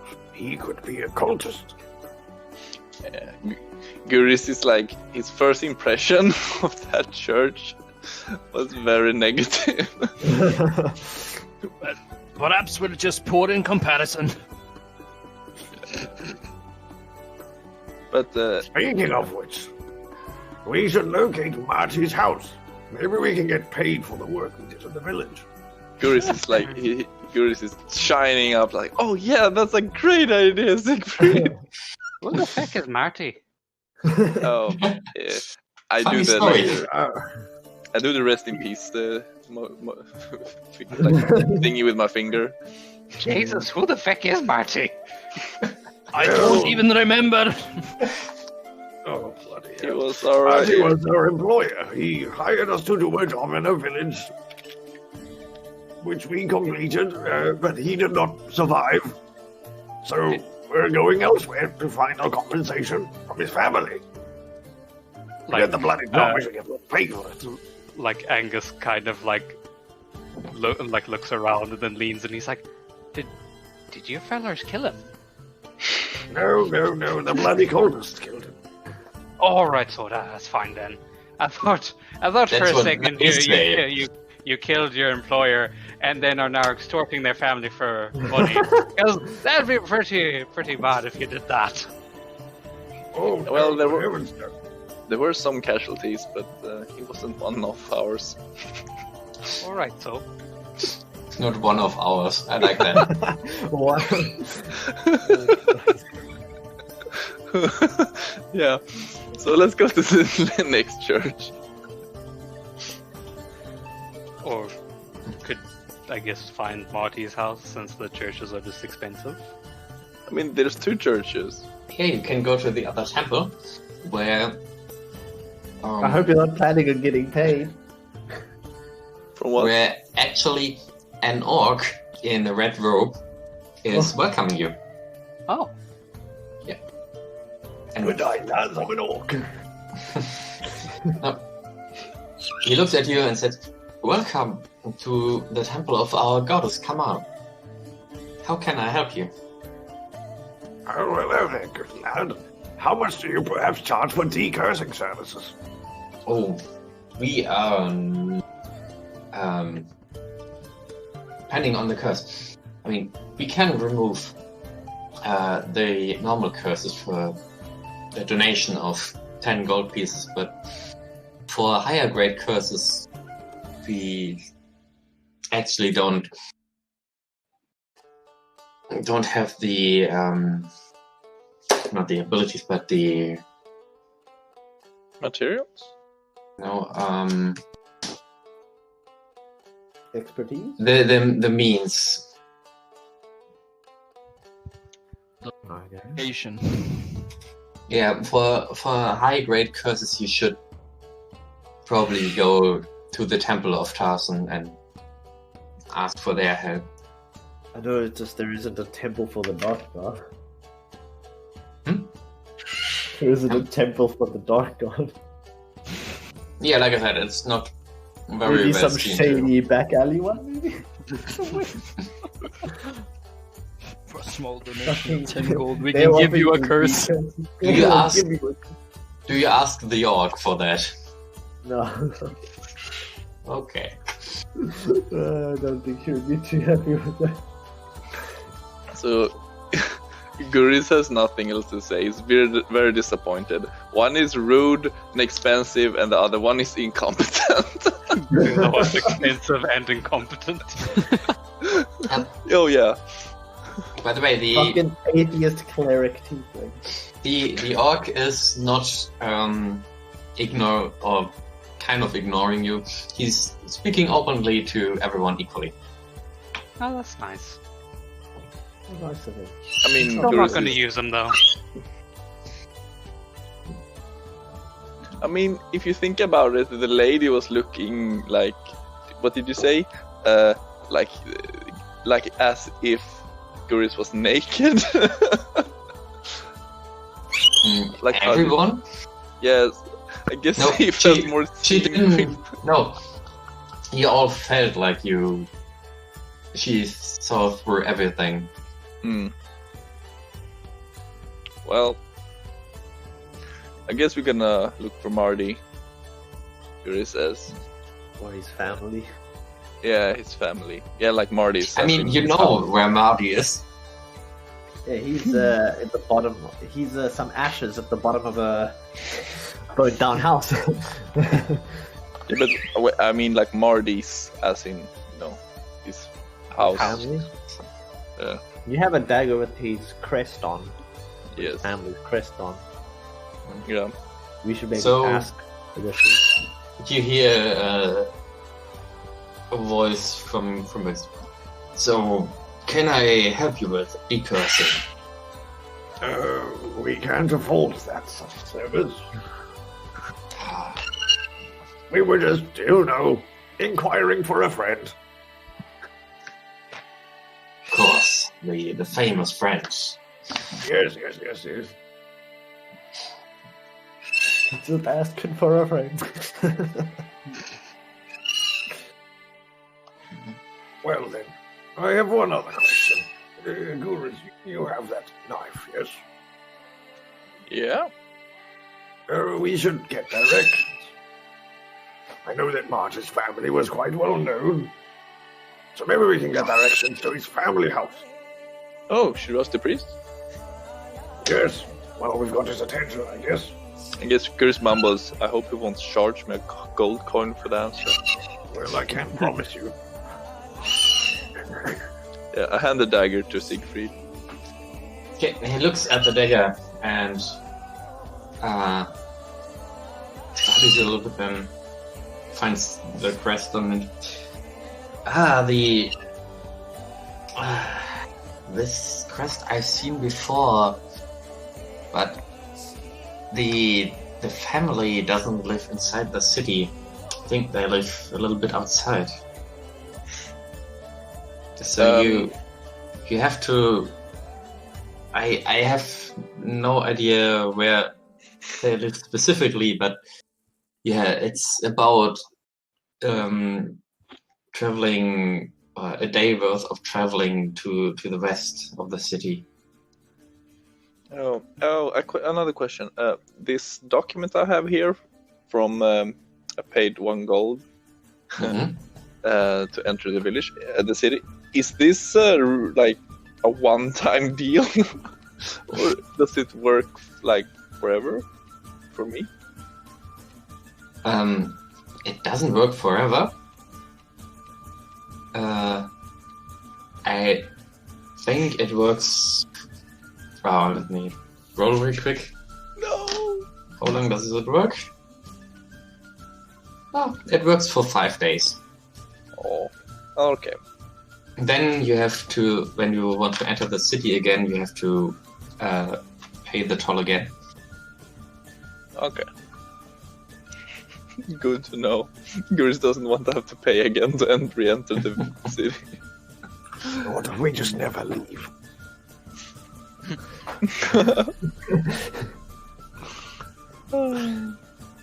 Yeah. Perhaps we can get by with a bit of forgery. Wait. Does anyone have any illusion spells? Error. No. Shit. Definitely not. Fuck. If we had like even a minor illusion, we could probably like forge this document with some paper with an illusion. If someone copied it with an illusion spell. Well, I can modify memory later. Yeah, but we don't have any minor illusion cantrips or anything right now. Well, not like. Not like that. Cleric, can you swap out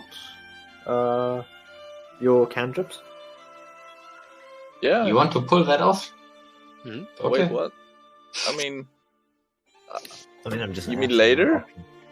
No, Yeah. like you. So Okay. clerics can, generally swap out their spells. Yeah, no, I'm not talking about that part. Okay. No, just keep going. I don't even know what you mean. But, yeah. Clerics don't have minor illusion. Shit. No, I can't do anything like that. Fuck. Okay, we don't have any illusion magic to try and forge some fake documents. Nah. So I guess either we go back to Beata or try and find a place to sleep for the night. Yeah, the sun is slowly settling behind the huge walls of the city.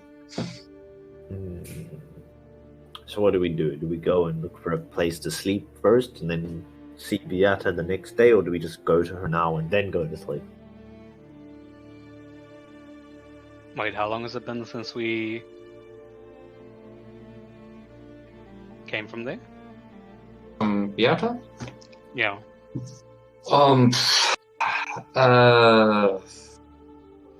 With Half an hour. all about half an hour, a little bit more. I suppose can go back to her quickly, and then in the morning start after trying to find Marty, and then go on the possible suicidal quest to go repay the curse thing. Yeah. I think it would be unwise to go to Marty first. Because we'll probably get fucked by another monster. Because that's a day's travel there and a day's travel back. The orc tries to get a little bit of attention as you're talking right beside him. If I may advise you, you should probably look for an inn and your price range. Do you have any good recommendations? I recommend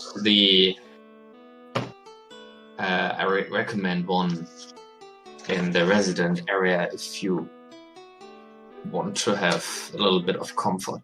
If you're looking for the cheapest ones, maybe you should go into the poor part of the town. But that is if you really have no coin left to spare. It's not that we're poor, it's just that we're stingy. Guris is like, I think we should go to the poor,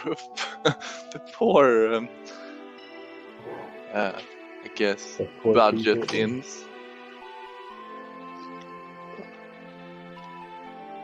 Alright, I guess we'll go to Beata first and then go to a fucking Skamaz inn. Yes. So they're on the opposite side of the towns. You should probably decide which one you want to take. I guess go to Beata first? Yeah, the poor one. Okay. I vote poor because I am poor. Guris votes poor because he doesn't want to spend money, and he's always been sleeping in a poor man's hut, sort of. Yeah, I guess our characters are generally used to rough sleeping conditions. Dwarf is used to sleeping on rocks. Siegfried's used to sleeping out in enemy territory. Angus is used to sleeping out at sea. Sleeping on the floor anyway. Yeah, the last inn, it was luxury for Guris, but Guris thinks that was a cheap inn. He doesn't know the difference. It was his first time going to an inn. So he thinks it's gonna be the same. Oh. So he thinks, why go luxury when you can have the cheapest one and it's going to be awesome?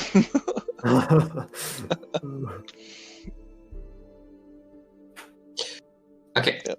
So where do you want to go first? Or To what's back your- to I guess Okay. to Beata. Okay, you walk back to Beata, and the sun settled closely behind the wall. You can see the last shimmering sun rays of the day at the top of the castle. But the town itself doesn't get any more light than that. And as now we're gonna get mugged.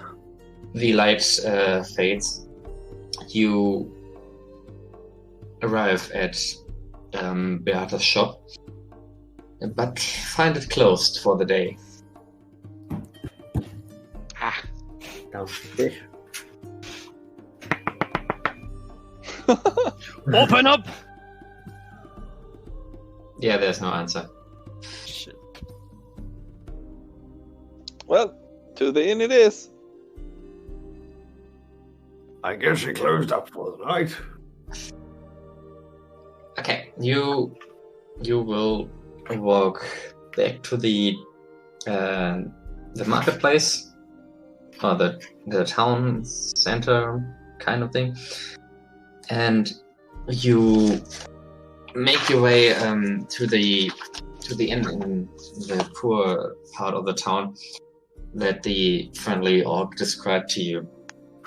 To get there, you go right beside the temple, follow the road around the wall of the castle, and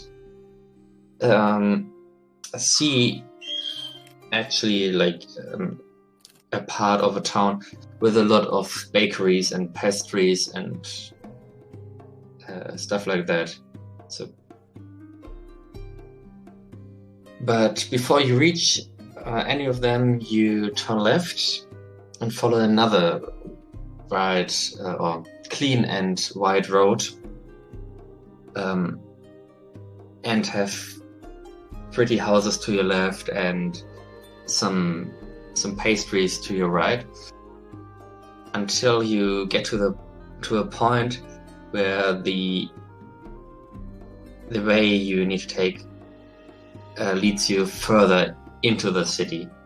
So if you would follow that road, you would get to another gate out of the city, to the east gate.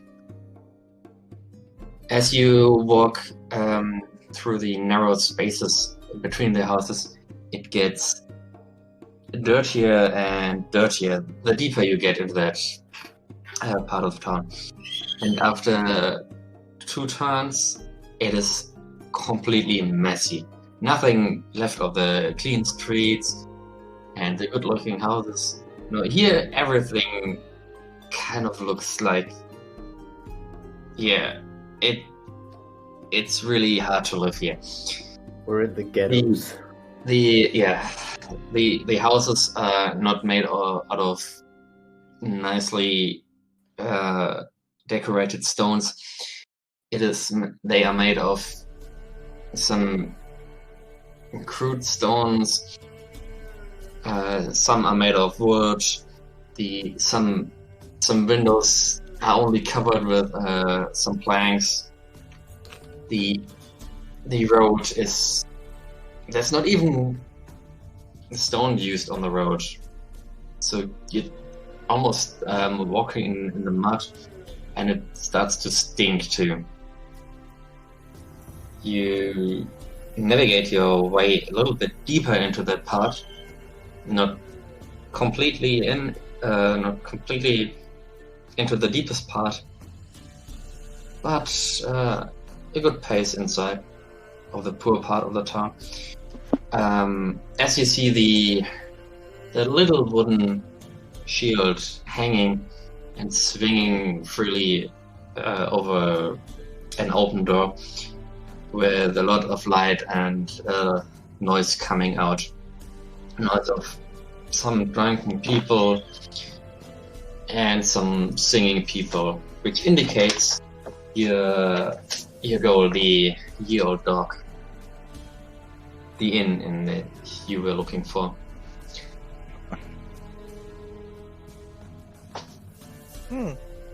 Must be it, lad. This seems to be the place. Let's go in. Okay.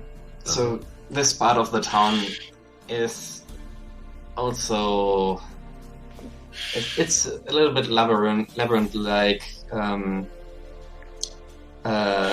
layout is a little bit labyrinth-like, and has very narrow passages and streets. And clearly, you're not as neat and cleanly built as the other parts of the town where you went through earlier. You enter the inn and you see a lot of people chatting, laughing, drinking, and what you would expect from an inn. The Siegfried leans two over to barmaids are busy running around the fire in the fireplace, burning brightly, giving a lot of warmth into the room.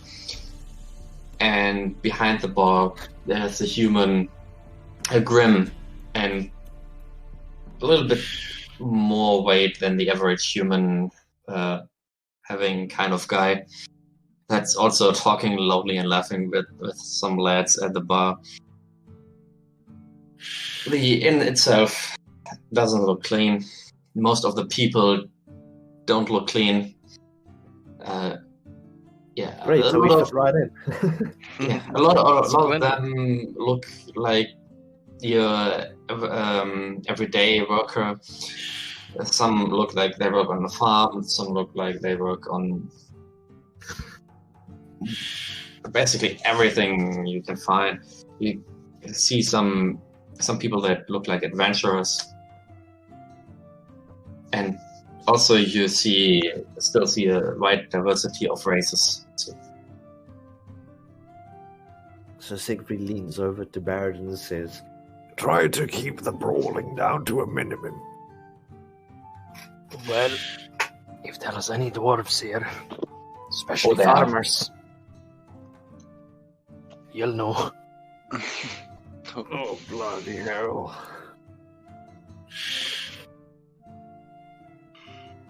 I guess we approach the innkeeper. He looks up from his conversation too. Oh, hello there, lad. You're new in town. How can I help you? We're looking for a place to stay for the night, and maybe get some food in our bellies.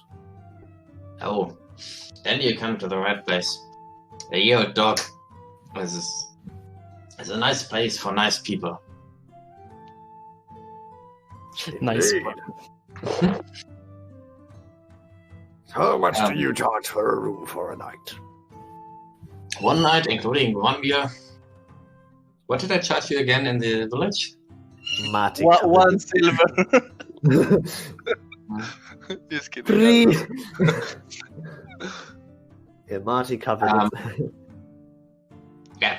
Okay, one night and one meal for the morning is 7 copper coins. If you want a meal now, it's 1 silver piece per person. Guris looks like he's never been happier in his life. Oh my god, I could live here. So it's 7 copper for a night to sleep and breakfast. Yeah, and then 1 silver for a meal. For dinner, including dinner. Yes. Guris gives 1 silver coin. Does that include? Does that include a round of ale? Actually, no, not ale. Does it include an extra pillow? What? He looks at you. Pillows? Ha! And you come to the wrong part of the town. Wait, you don't even have pillows? You will see when you get to the room. I imagine I will.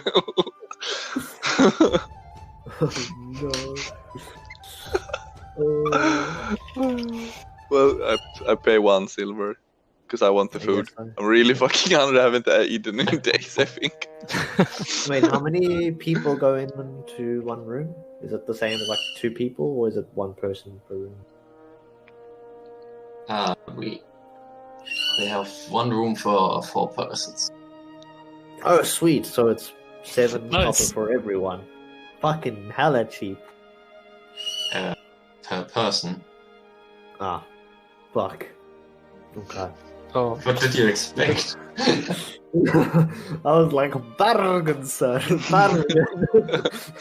Oh, I'll pay 1 silver because I'm sure Angus always wants to eat. Wait, who's paying for the room? I pay for myself. Yeah. Okay, I 2 guess people. 2 person paid already. Okay, I mean, I'm paying my 1 silver for my food. Yeah. Wait, so who's paying for the room? No, it's 1 it's a silver for silver. everything. Yeah, for a Okay, meal tonight and the room. Yeah, Oh. 2 meals and the room is 1 silver. Oh, okay. can I Okay, do a perception check to see if there's any tables with a lot of dwarves? Oh, shit. First, do you want to Okay. pay the silver too, or do you want to skip? I want to do it after. Okay. I have an idea. I got 2. Oh, thank God. Thank you, game. Oh, you think 2 is good for you? Oh, no. So you're looking for dwarves. Yes. You see some, but you don't see a group of dwarves. There are Oh no. 2 or 3 on tables with other people. Oh. There are 3. What do these dwarves look like? Like farmers? Hobos? 2 of them look like your everyday worker. Like they could work in a blacksmith or as a tanner or whatever. You can't really tell. Just remember, we haven't had a long rest since our last fight. They look like they have 1 craftsmanship they're really good at. Ooh. And 1 looks like he has adventuring gear, or he's wearing adventuring gear. Ooh. Ooh. Then So you fight with he's- them after a long What? rest. Allow me a minute. And I walk towards this table with dwarves sitting at it. Which one? do- They all Oh. sit on different tables. Oh shit. do- Well, does Gurus I want spot to this? approach the Pick the weakest adventuring looking one. dwarf. No, God, not the strongest one. Which one? I didn't hear. The dwarf with adventuring gear, you said? Okay, adventuring gear. Okay. Yeah. Literally pick the strongest one. Does Okay. Gurus spot you going to them? Like, Yeah, sure. He spots him leaving the group, of course. right as he does that, he says, "Who was that?"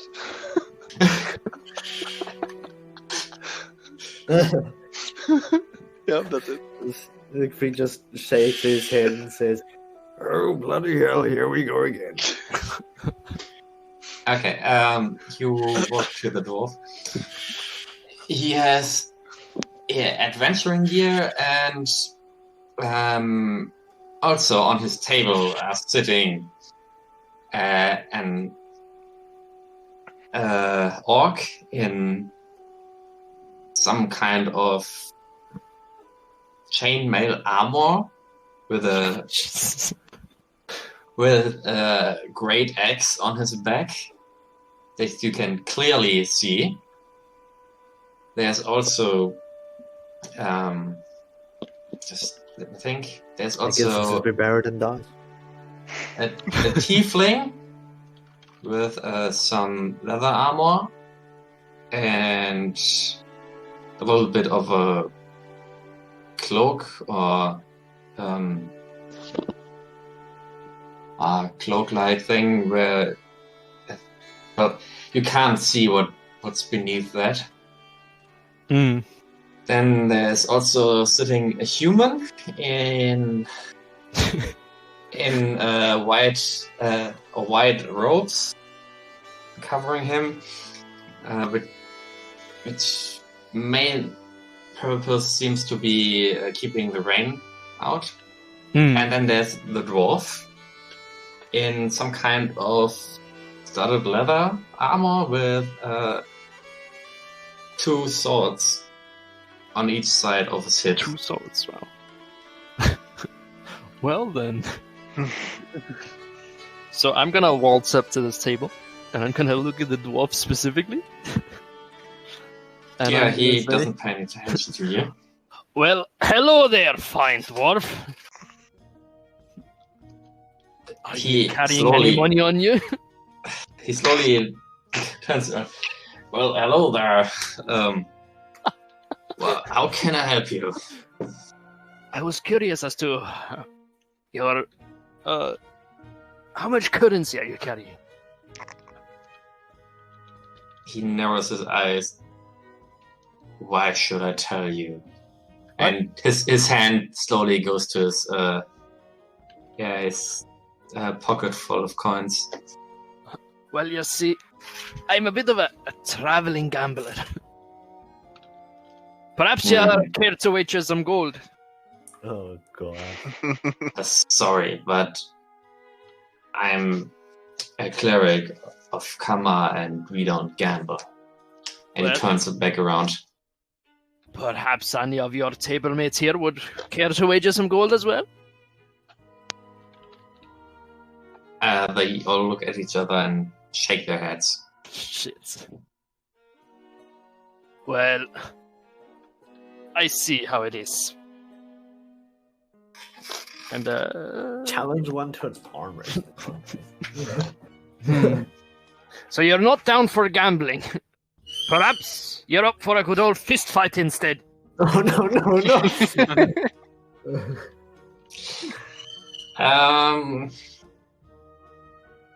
Do you want to roll anything to make it happen, or do you just ask? Let's go for intimidation. If that works. 14? Yeah, give me a sec. Okay, we need to cheat. Gurus, do you have any spell slots? But they're gonna see. They won't know. They know it's gonna be buffed. They won't know. The orc stands up and pumps out his chest a little bit right before you. And it's like, do you want a fist fight? And he's like almost 2 times as big as you. Jesus. Well, how much gold do you have on you? Looks at you from feet to top, and say, probably more than you, the way you look. Well, for someone as weak as you, I wager 9 gold. Oh, do you even have 9 gold? I do. You have more money than I do. And you ask me to pay all the time. Okay.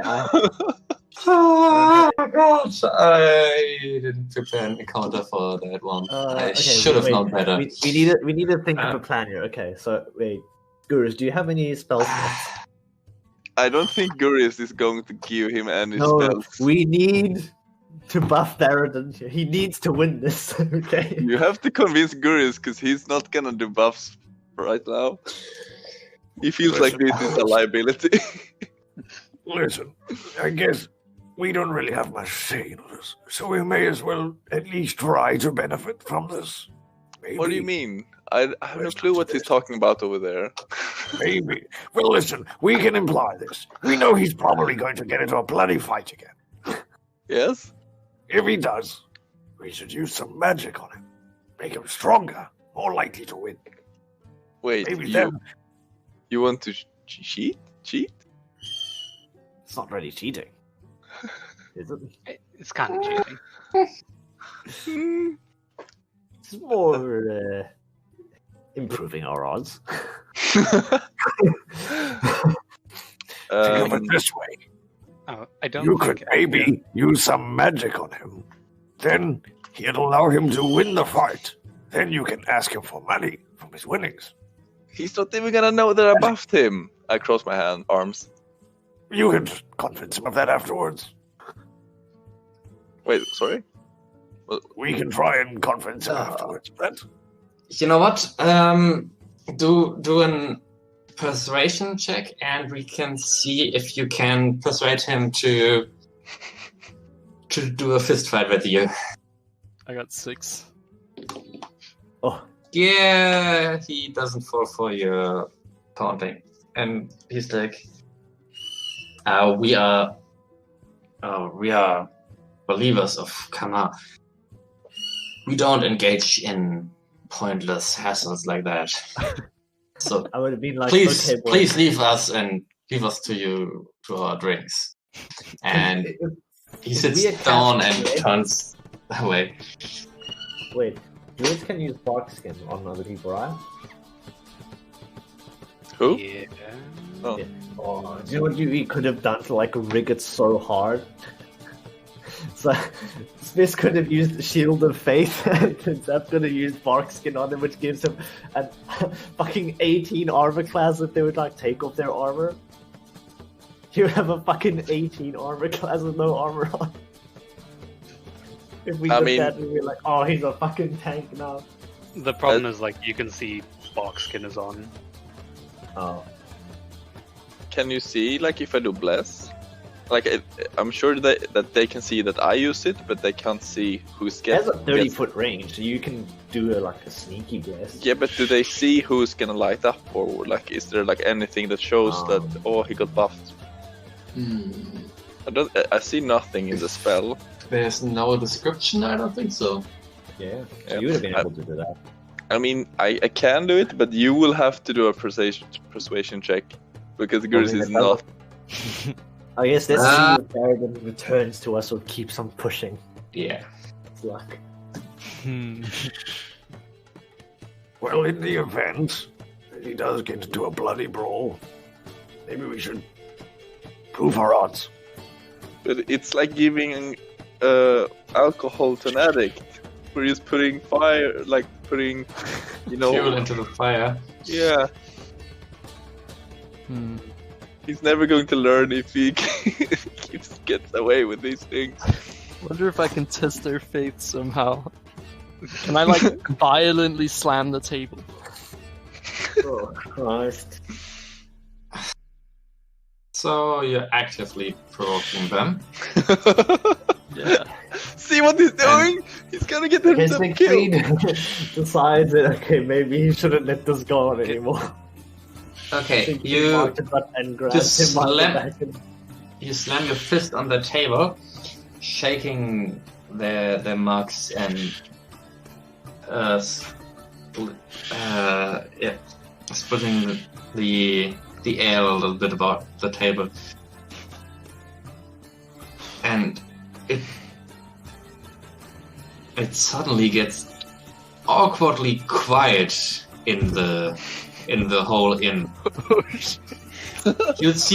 You look around you and you think you see several daggers flashing. Oh god. And everyone just stares at you. Siegfried marches up to Baron. Says, what the bloody hell are you doing? Come on, let's go get that round of ale. Look around the room. I see very threatening people now. Sorry! My hand must have slipped. Yeah, I've got this thing with my arm, you know. I will be taking my leave now. And I follow Siegfried back to the marquee. Yeah. So you're gonna pay him that 1 silver or not? And I leave 1 silver on the table. This is one scared dwarf. That went from 100 to 0 pretty quickly. Yeah. He takes that silver coin and he shows you the room you can sleep in. It's a small room with 4 quotation mark beds, which mainly are just some sacks filled with hay. Where's my pillow? And a rough blanket on top of it. What did you expect on that part of the town? He expected Over for luxury. 2 meals and a fucking night. What were you expecting? He was expecting luxury. And as you come back, you get a table and get some soup that doesn't really taste that much, and some stale bread. How Is much this does the a round of appetizer? ale cost?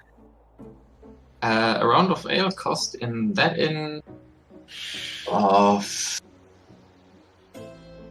like 3 copper pieces. Okay, good. I might as well buy a round of ale then. For Meriden while I'm at the cheap inn. Get that over and done with. Yeah, but yeah, you get your ale. It tastes really watery. Not really, but it tastes a bit watery. So, Siegfried, have you ever tried this ale? Well, it's not the greatest ale. You're sure you didn't tell him to just serve me water instead? Well, I guess it was cheap ale. Perhaps it's water with hay in it?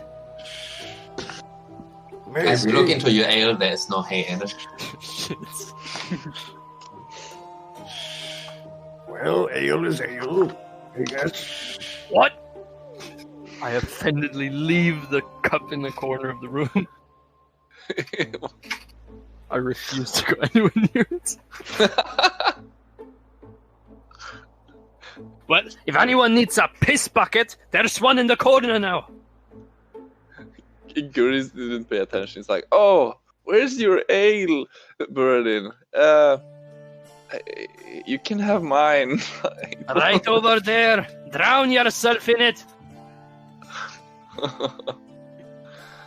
I can swap it for your brick of bread.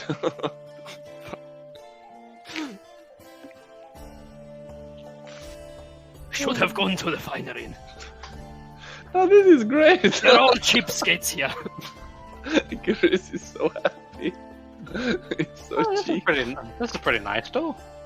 Yeah. I mean, it's not as good as the last one, and the food is... I don't know. I guess it's food. But it's cheap. It fills your bellies. Yes. Is there a lock on the door? There's a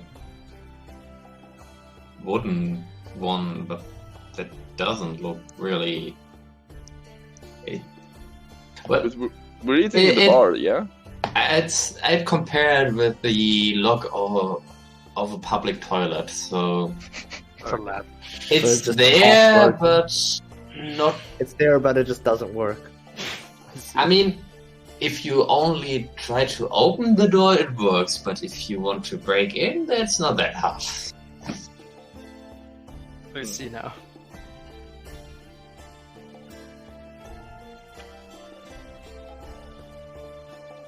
So, I mean, we're in the still eating, like, in the bar, or are we in our room? You're eating in the big room where everyone is. Okay, yeah. That's why I was like, you can put the take, beer in the end of the court. You can also take the food to your room if you want to. I mean, it's completely up to you. Is there a dress code? Shady clothing.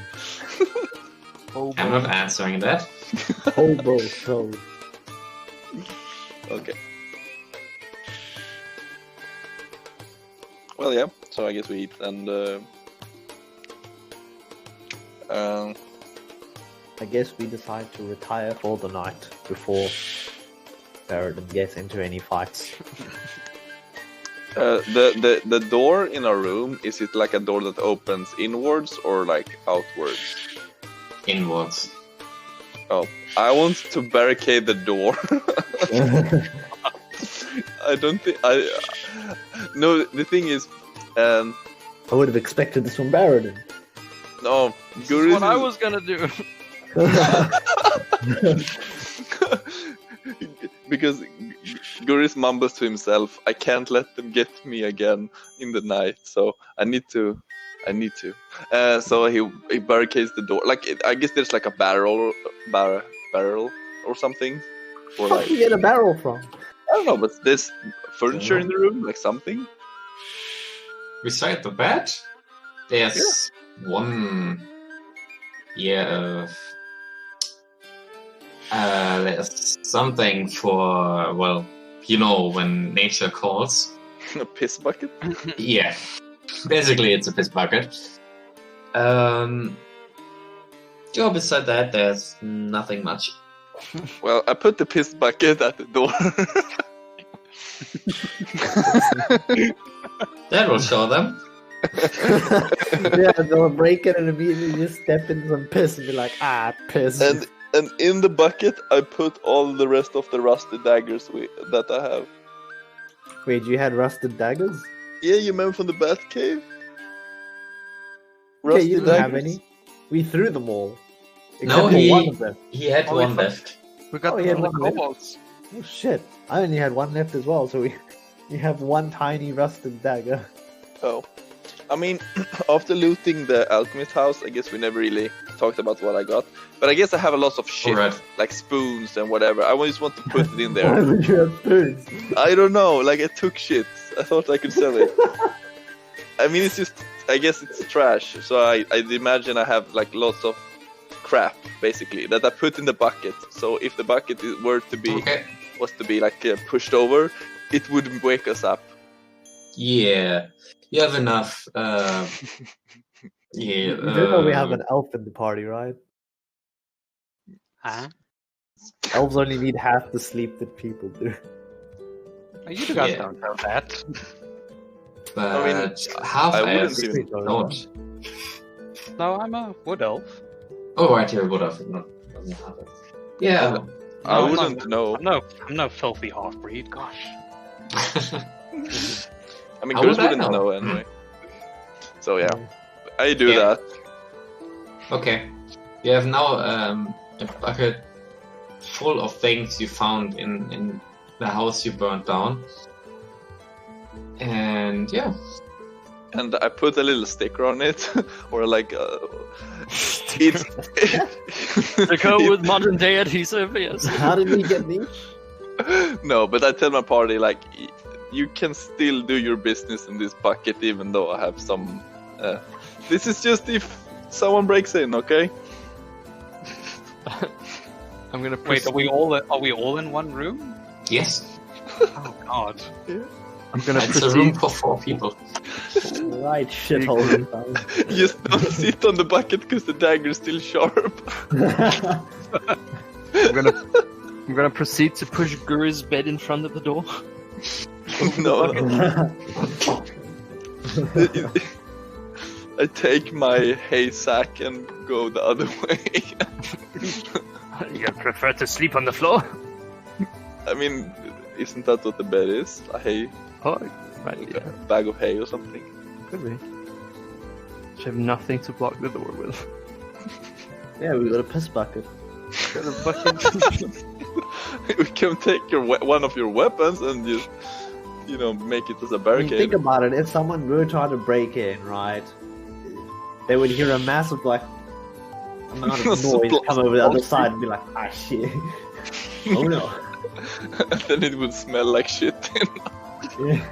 They would at least know that we know that. They would know that we know. We set up an alarm system, basically. Yeah. I hope the room isn't so small that if the bucket were to fall over, someone will get like splashed. I can't imagine it being very big. Anyway, I mean, after drinking the watery ale, maybe. God. No. Okay. So, do you want to do anything else before you rest for the night? No. Okay. Then you all get a long rest. Oh. How much health does that give? Full. Oh, full. Yeah. Oh, nice. Long rest gives you like everything. Like all the hit dice, all the features, all the HP you lost.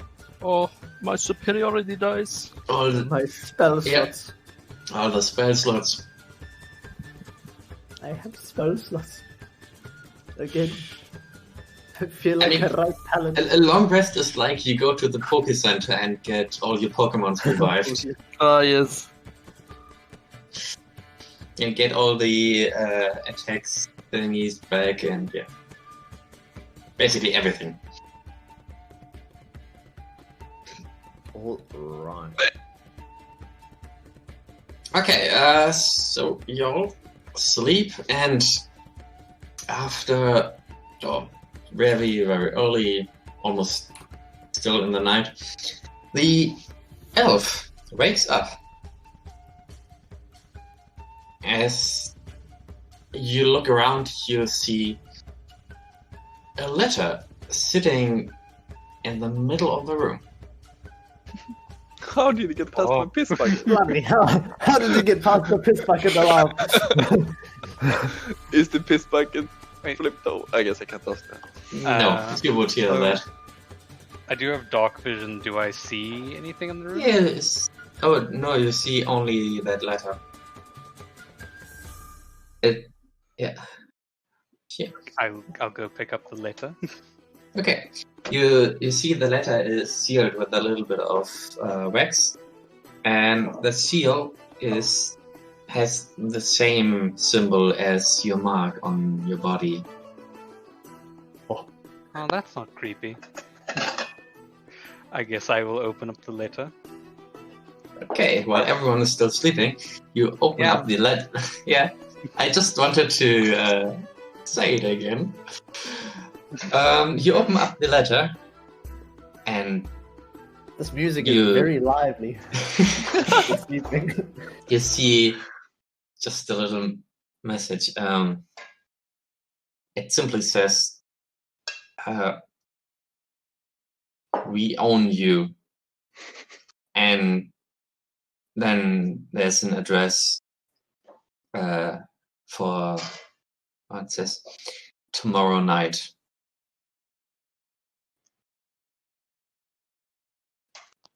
Is that it? That's basically it. Can I do a perception check on the paper to see if there's like any distinctive like marks or like a smell that comes from it, or? You won't find anything special about that letter. Okay. It's just a plain letter. Oh, it's signed by the mark again. By the? Huh? Oh, by the mark. Okay. Yeah, by the mark. Yeah, you're all wearing. Well, I guess I'll. Who's got a flute? I guess I'll put it down on the floor again, and then go sit. And I'll pull out my pipe, and light it and start smoking. This sounds like a tomorrow problem.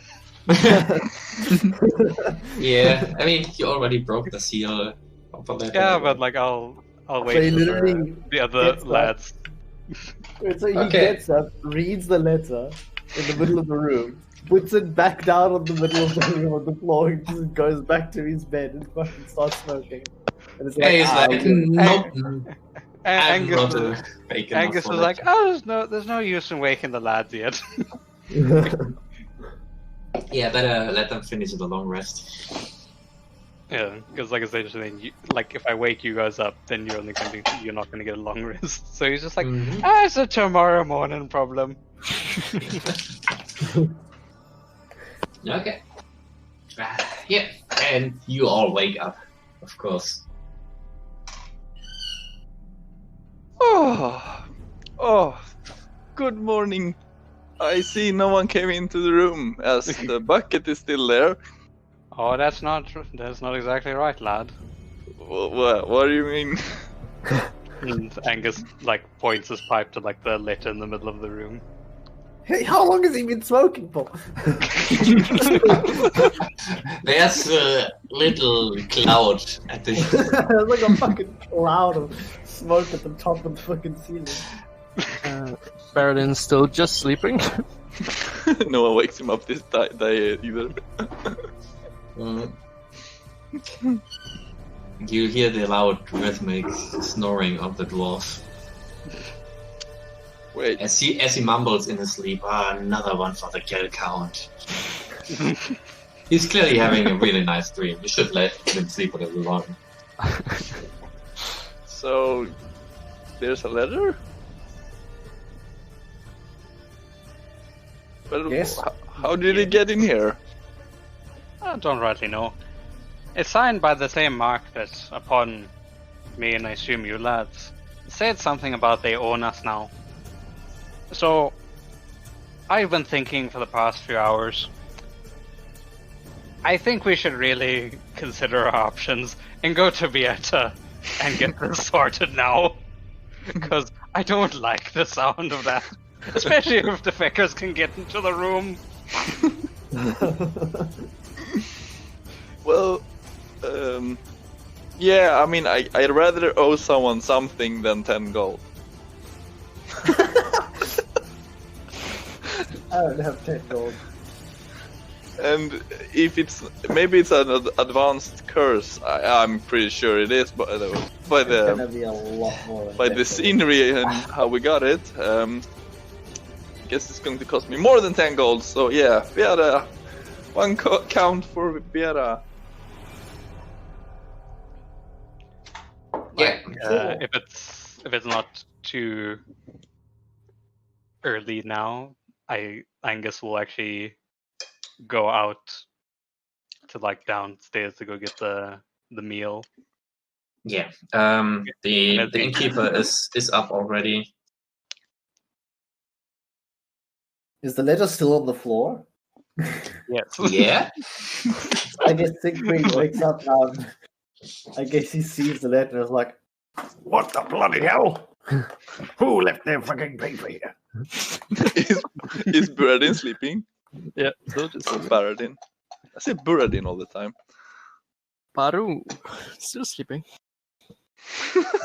has Gurus goes gone down for breakfast as well.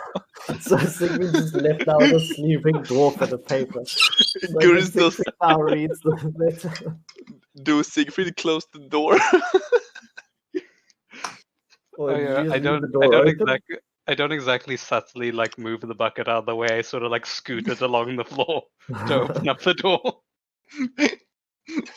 So we just leave the door open, the bucket has been moved, and we're all missing. Except for the dwarf.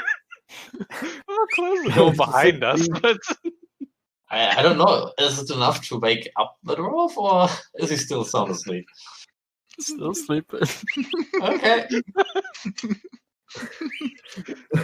I guess Siegfried is quite confused. Toby's comrades are missing, and he's found a fucking mysterious letter in the room. He reads and he's like, "Oh fuck!" He goes and shakes Baradin violently in a panic. Baradin, wake up! What are you You have a doing? problem. No! What do you There's this need? bloody letter in the middle of the room saying that the fucking people own us now. What? And two of our comrades are missing. He raises from the bed. Where did this letter come from? The bucket? I don't know. It has I just been woke moved. up and found it in the middle of the room. There have they been snuck people in this room. I think they snuck in and kidnapped our comrades. Bastards, I bet you it was that dwarf from yesterday. I guess And meanwhile, while this is happening, like while having breakfast with Gurus, it's be like, Gurus, you know how to play cards? No, what are cards? Oh, well, let me teach you that. The whole point of the game is to give your money away as fast as possible. It doesn't sound like a nice game. Oh, yeah, Are you but good? Oh no, I'm quite terrible at it. Oh shit! I mean, it's like if you were bad, you didn't want to play. Well, I mean, I guess a pass on that game. All right, lad. Do you know this game? It's called Tip the Tiefling. Wait, what? Oh, I heard about that game. I don't really like it. Oh, okay. Most don't. I know it. I guess in the meanwhile, Siegfried and Baron come rushing down the stairs. You can just hear a dwarf in the background, like, Where is that bloody cleric?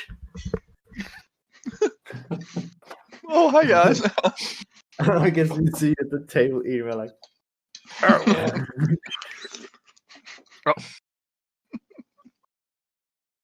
What is the bloody meaning of this letter? As he waves it at them.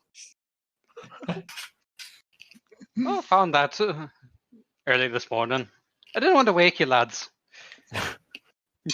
Yeah, I think it was addressed to Baradin. Did it get delivered by a dwarf, perhaps? I guess I had the letter to Baron. It's in common, by the way. I guess. Did you forget something?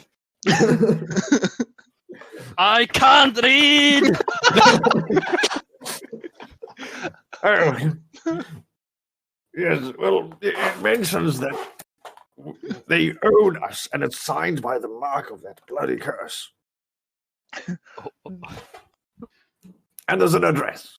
And a time. Address? Yes, What is the address? perhaps a location that we can find this cult. Perhaps we Maybe should something return it to worse the than sender. this.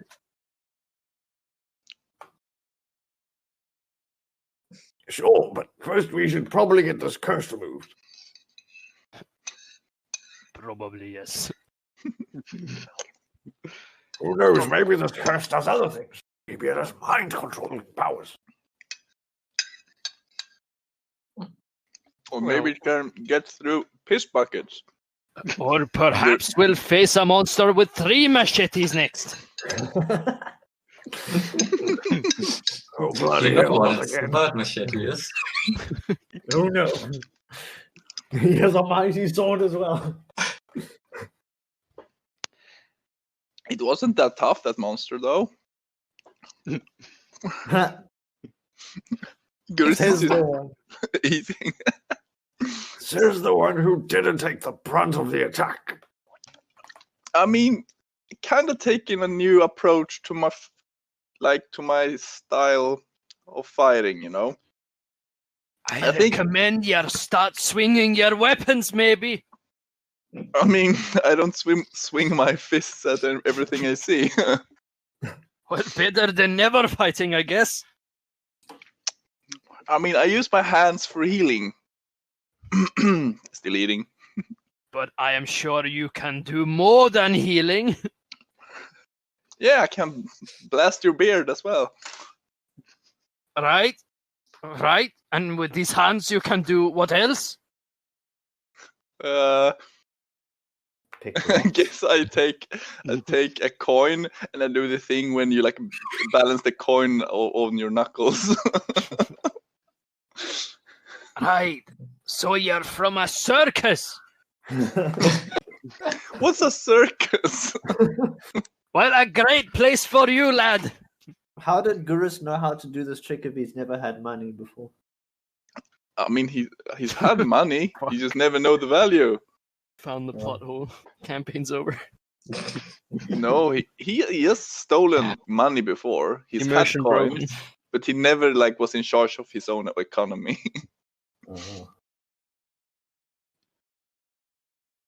I mean, if you before this, if you gave him a bronze coin, a silver coin, a gold coin, he just thought they were like buttons.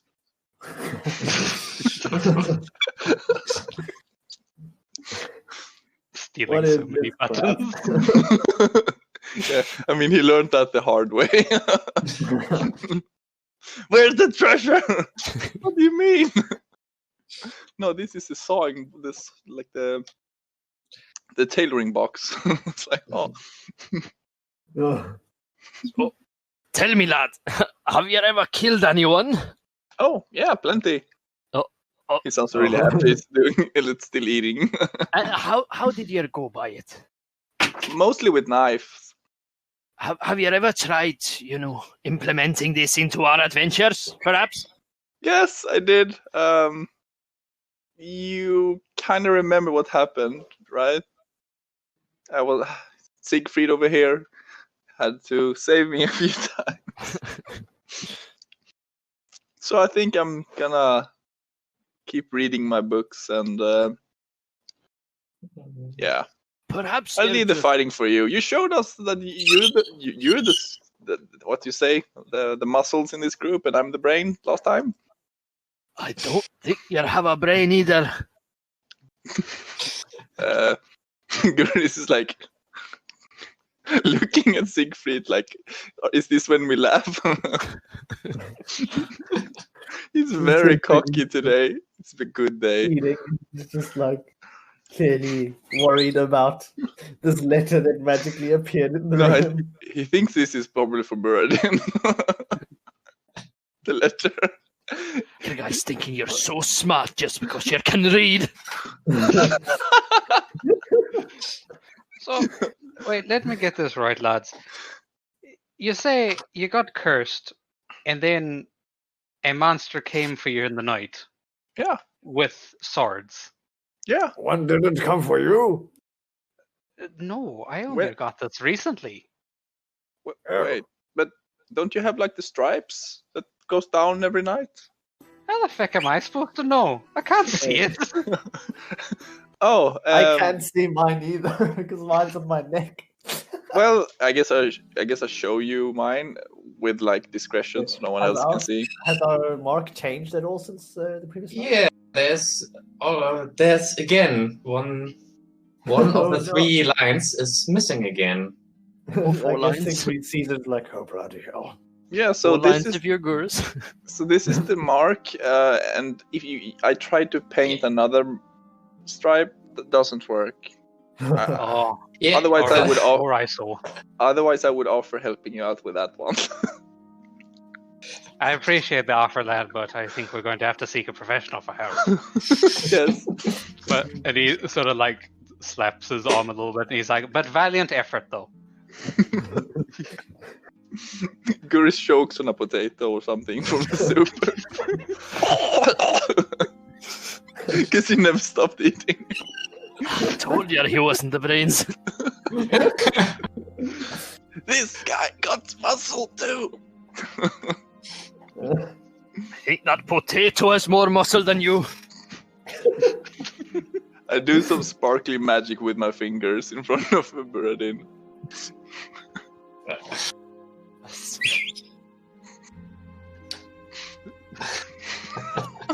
It's like glitter. Yeah. Random glitter. Watch out, I'll put this in your beard. Buradin is just fucking furious. Yeah. Well, I guess we can get going to the other thing. However you want. Guris is like very happy, and also he feels a little bit like he almost got himself killed again in the bar last night. He's just happy to be alive. Yeah. And he thinks the letter is still not for him. He just believes strongly. I think that's called denial. Yes. It's very much so. Yeah. So, I guess we go to... Yeah. Yeah, just make our way to the other. Okay.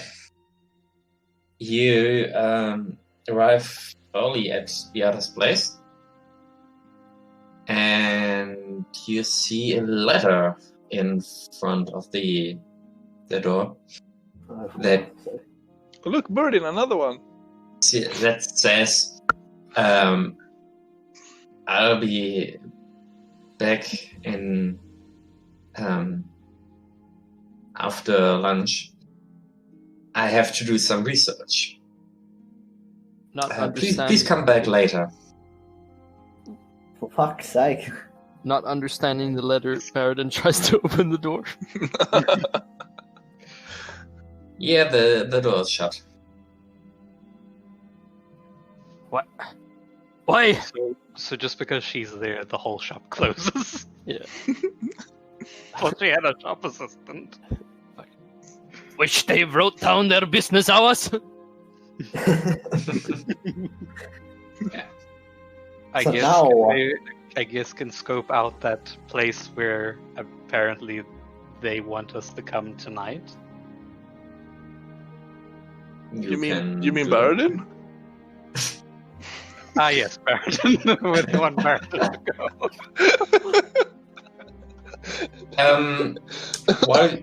While you are walking through the town, please do a perception check. All of us? Yeah, all of you. All of us. This is my first roll of the day. I've done a few. Ah, yes. A perception check of 2. I got a 20. 16. The dwarf never sees. 23? Oh, Ooh. Okay. fucking soldier boys.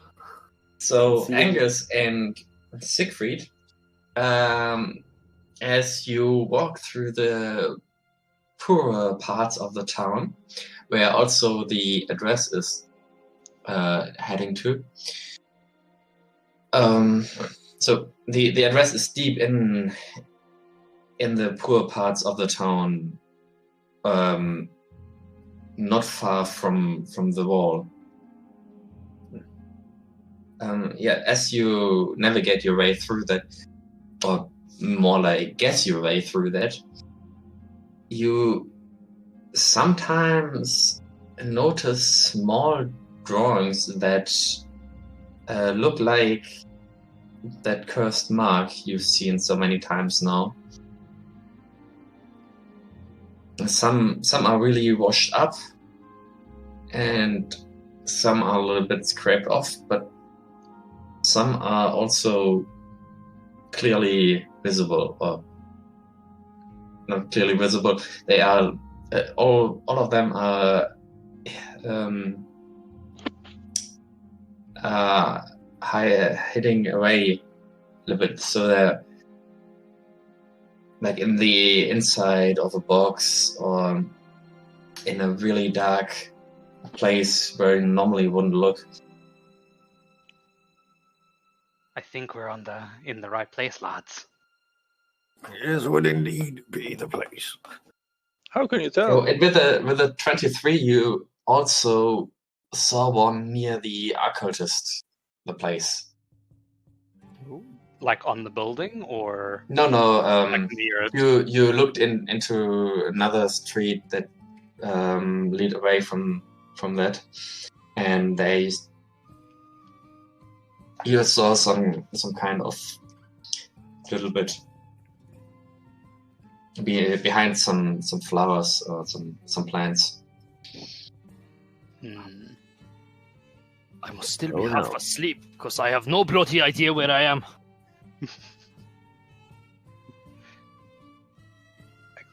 Guess we carry on to the address. Yeah. So you arrive at the address, which is another house in the slums, run down as the one to the left and to the right. The windows are all just buried down with some planks. The door seems to be shut, but is a little bit crooked. And beside that, there doesn't seem to be anything special about that house.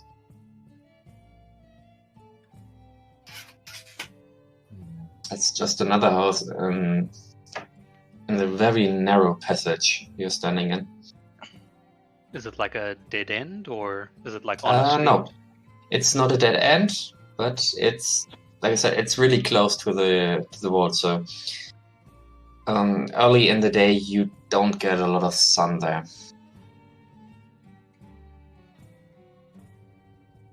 Is there like a back to the house? There is a back to the house, but you can't see it from your point of view. Would like to go walk around.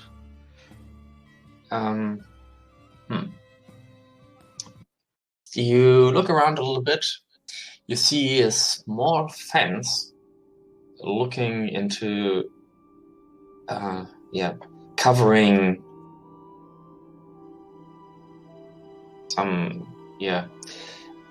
a small passage right behind the houses in the front. Do you want to climb, or do you want to, I don't know, rip the fence out of its place? No, just Just jump rip over. the fence down. Okay, you climb over the fence, and you find yourself in the back alley of the house, which which isn't paved. It's some dirt. There once was maybe some kind of a stable for one horse, but if it was, it hasn't been used in the past 20 years. But the house is as shut as from the front.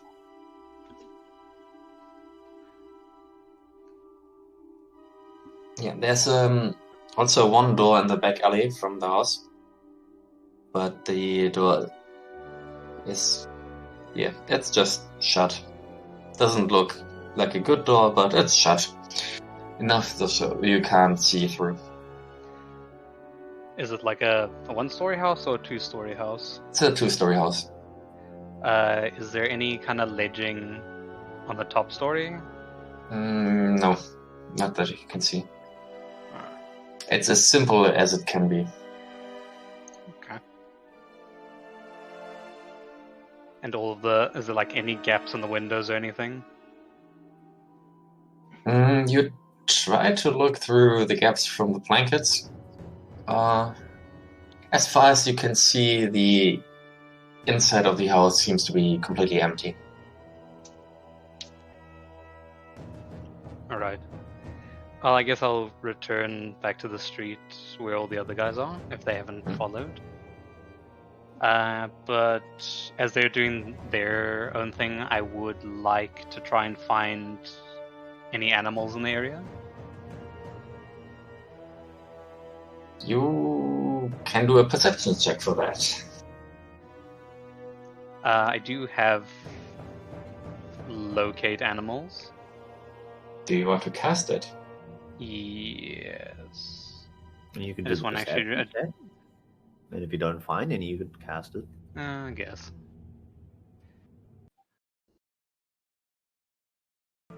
Can I? Just a sec.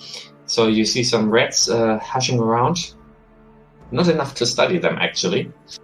But what you can see is a cat sitting in the second floor window of a house a little bit further down the road, just observing you.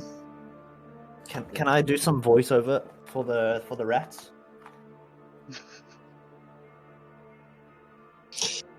You just hear some squeaking sound. No, can I? Okay, so I guess the druid can understand animals. Can I just? No, he can't. Fuck it. You need to cast Speak with Animals with that. Well, I'm going to cast Speak with Animals, but only when I see the cat. Yeah, use. see the cat. I mean, you can walk up to her and talk to her if you want to do that then. Yeah, I'll go do that. Okay, so you casting your speak with animals now? Yes. Good, so now you hear in the distance the rats, right? God.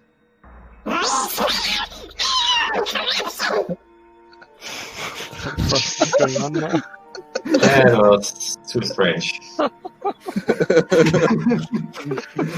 They're spreading their corruption.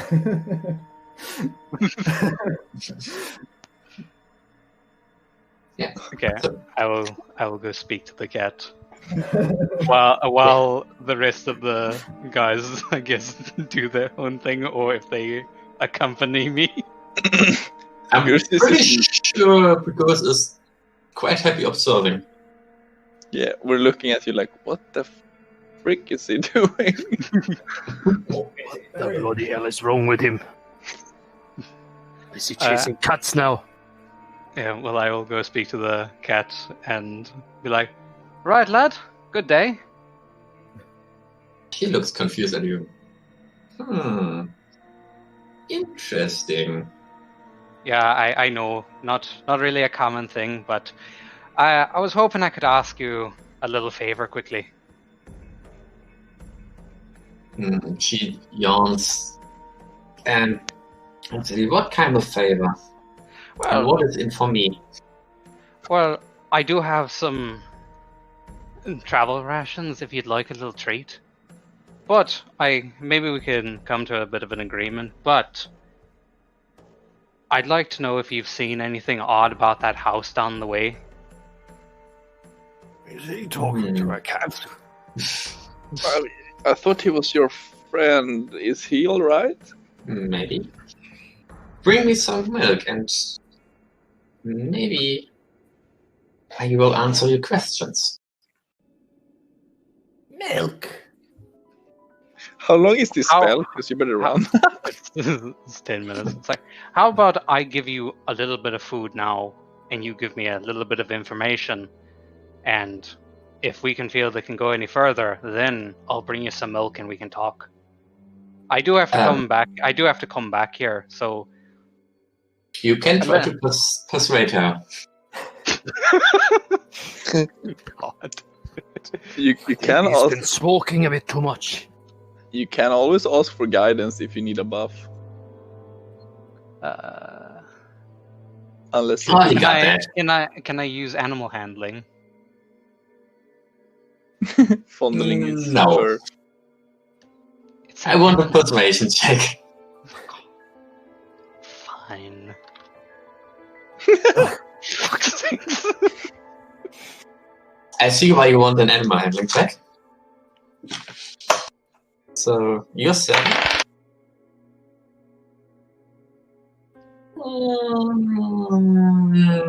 Show me what you got. Wait, what? Cat is all good.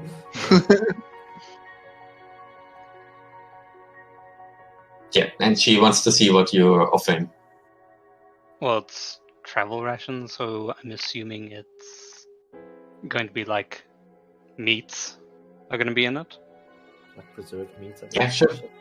That's up to you right now. I'm waiting for you to think of something. Yeah, but like that's the thing. He It's was like, a sailor, so maybe his travel rations could include some fish. I think Maybe we had like a knitted ball or something. Fishes. Yes, the travel rations of knitted ball. Okay,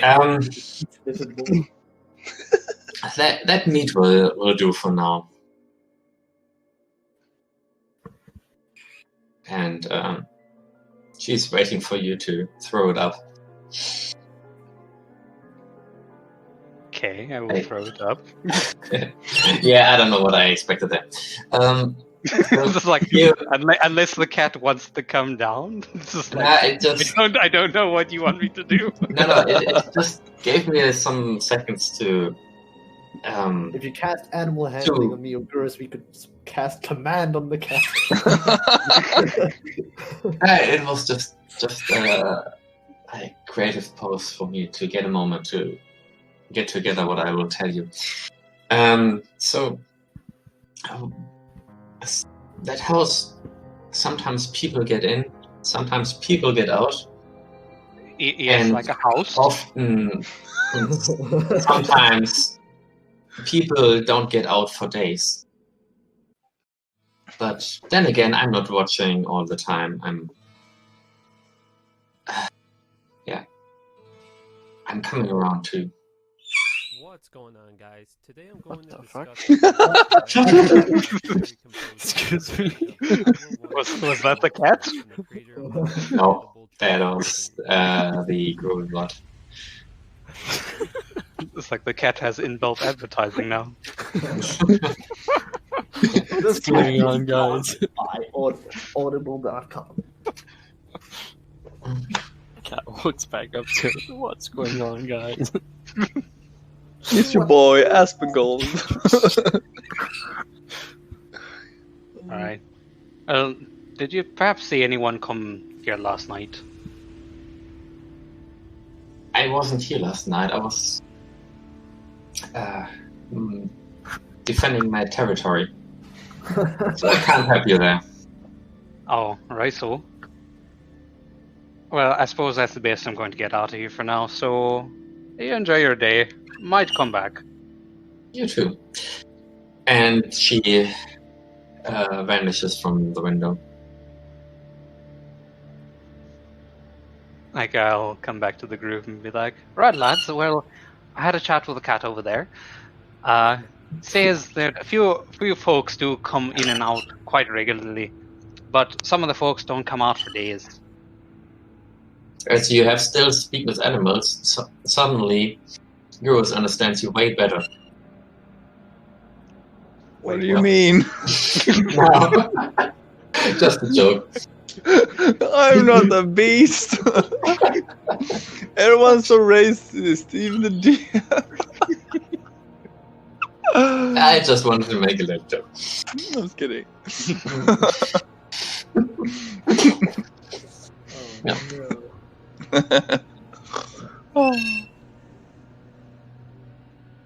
Okay. So you tell us what the cat said? Yeah. I don't like the looks of this place, lads. To be honest, I don't. I think if we go in, we're not necessarily going to come out again. Do we all have to go? Sorry, Burden. If you go in, you're probably not going to come out again. So you want me to head in there? I mean, if you want, lad, you can. I imagine you're quite good at knocking down doors. Alright, yeah. Well, here goes nothing. Wait, why are we knocking down the door of this house? And I'm gonna try to ram the door down with my shoulder. I'm not even knocking on. Do a strength check. Oh shit. I guess I'll look over at Siegfried and be like, I wasn't expecting him to actually do it. You have to not to Yeah, your wee friend's quite wild. Ooh! Got a 9? 9? That's a big knock. Yeah, that's basically it. You do a big knock. The door sounds like it ages and whatever, but you can't get through. But allow me a minute. And I pull out my great axe instead. Oh no! I swing it against the door. Do an attack roll. I wonder what the AC of the door is. 17. Yeah, that's definitely it. Right. Do you deal more than 4 damage? Well, let's try rolling my d20, d12, I guess. 3 damage. Wait, isn't there a plus something for? Yeah, your strength Oh. modifier. Plus 4, so 7. Okay, that would have been hilarious, actually. No, you club it down. It's like the whole new group is just watching you fail. Okay. Whack the door down. There we go. Coming in. Please make another perception roll for all the group can do another perception roll. 17. Apparently, I'm very perceptive about houses. Yeah. From the housing agency, I know. 14. I got a 10. One sec. Perception. Okay. 16.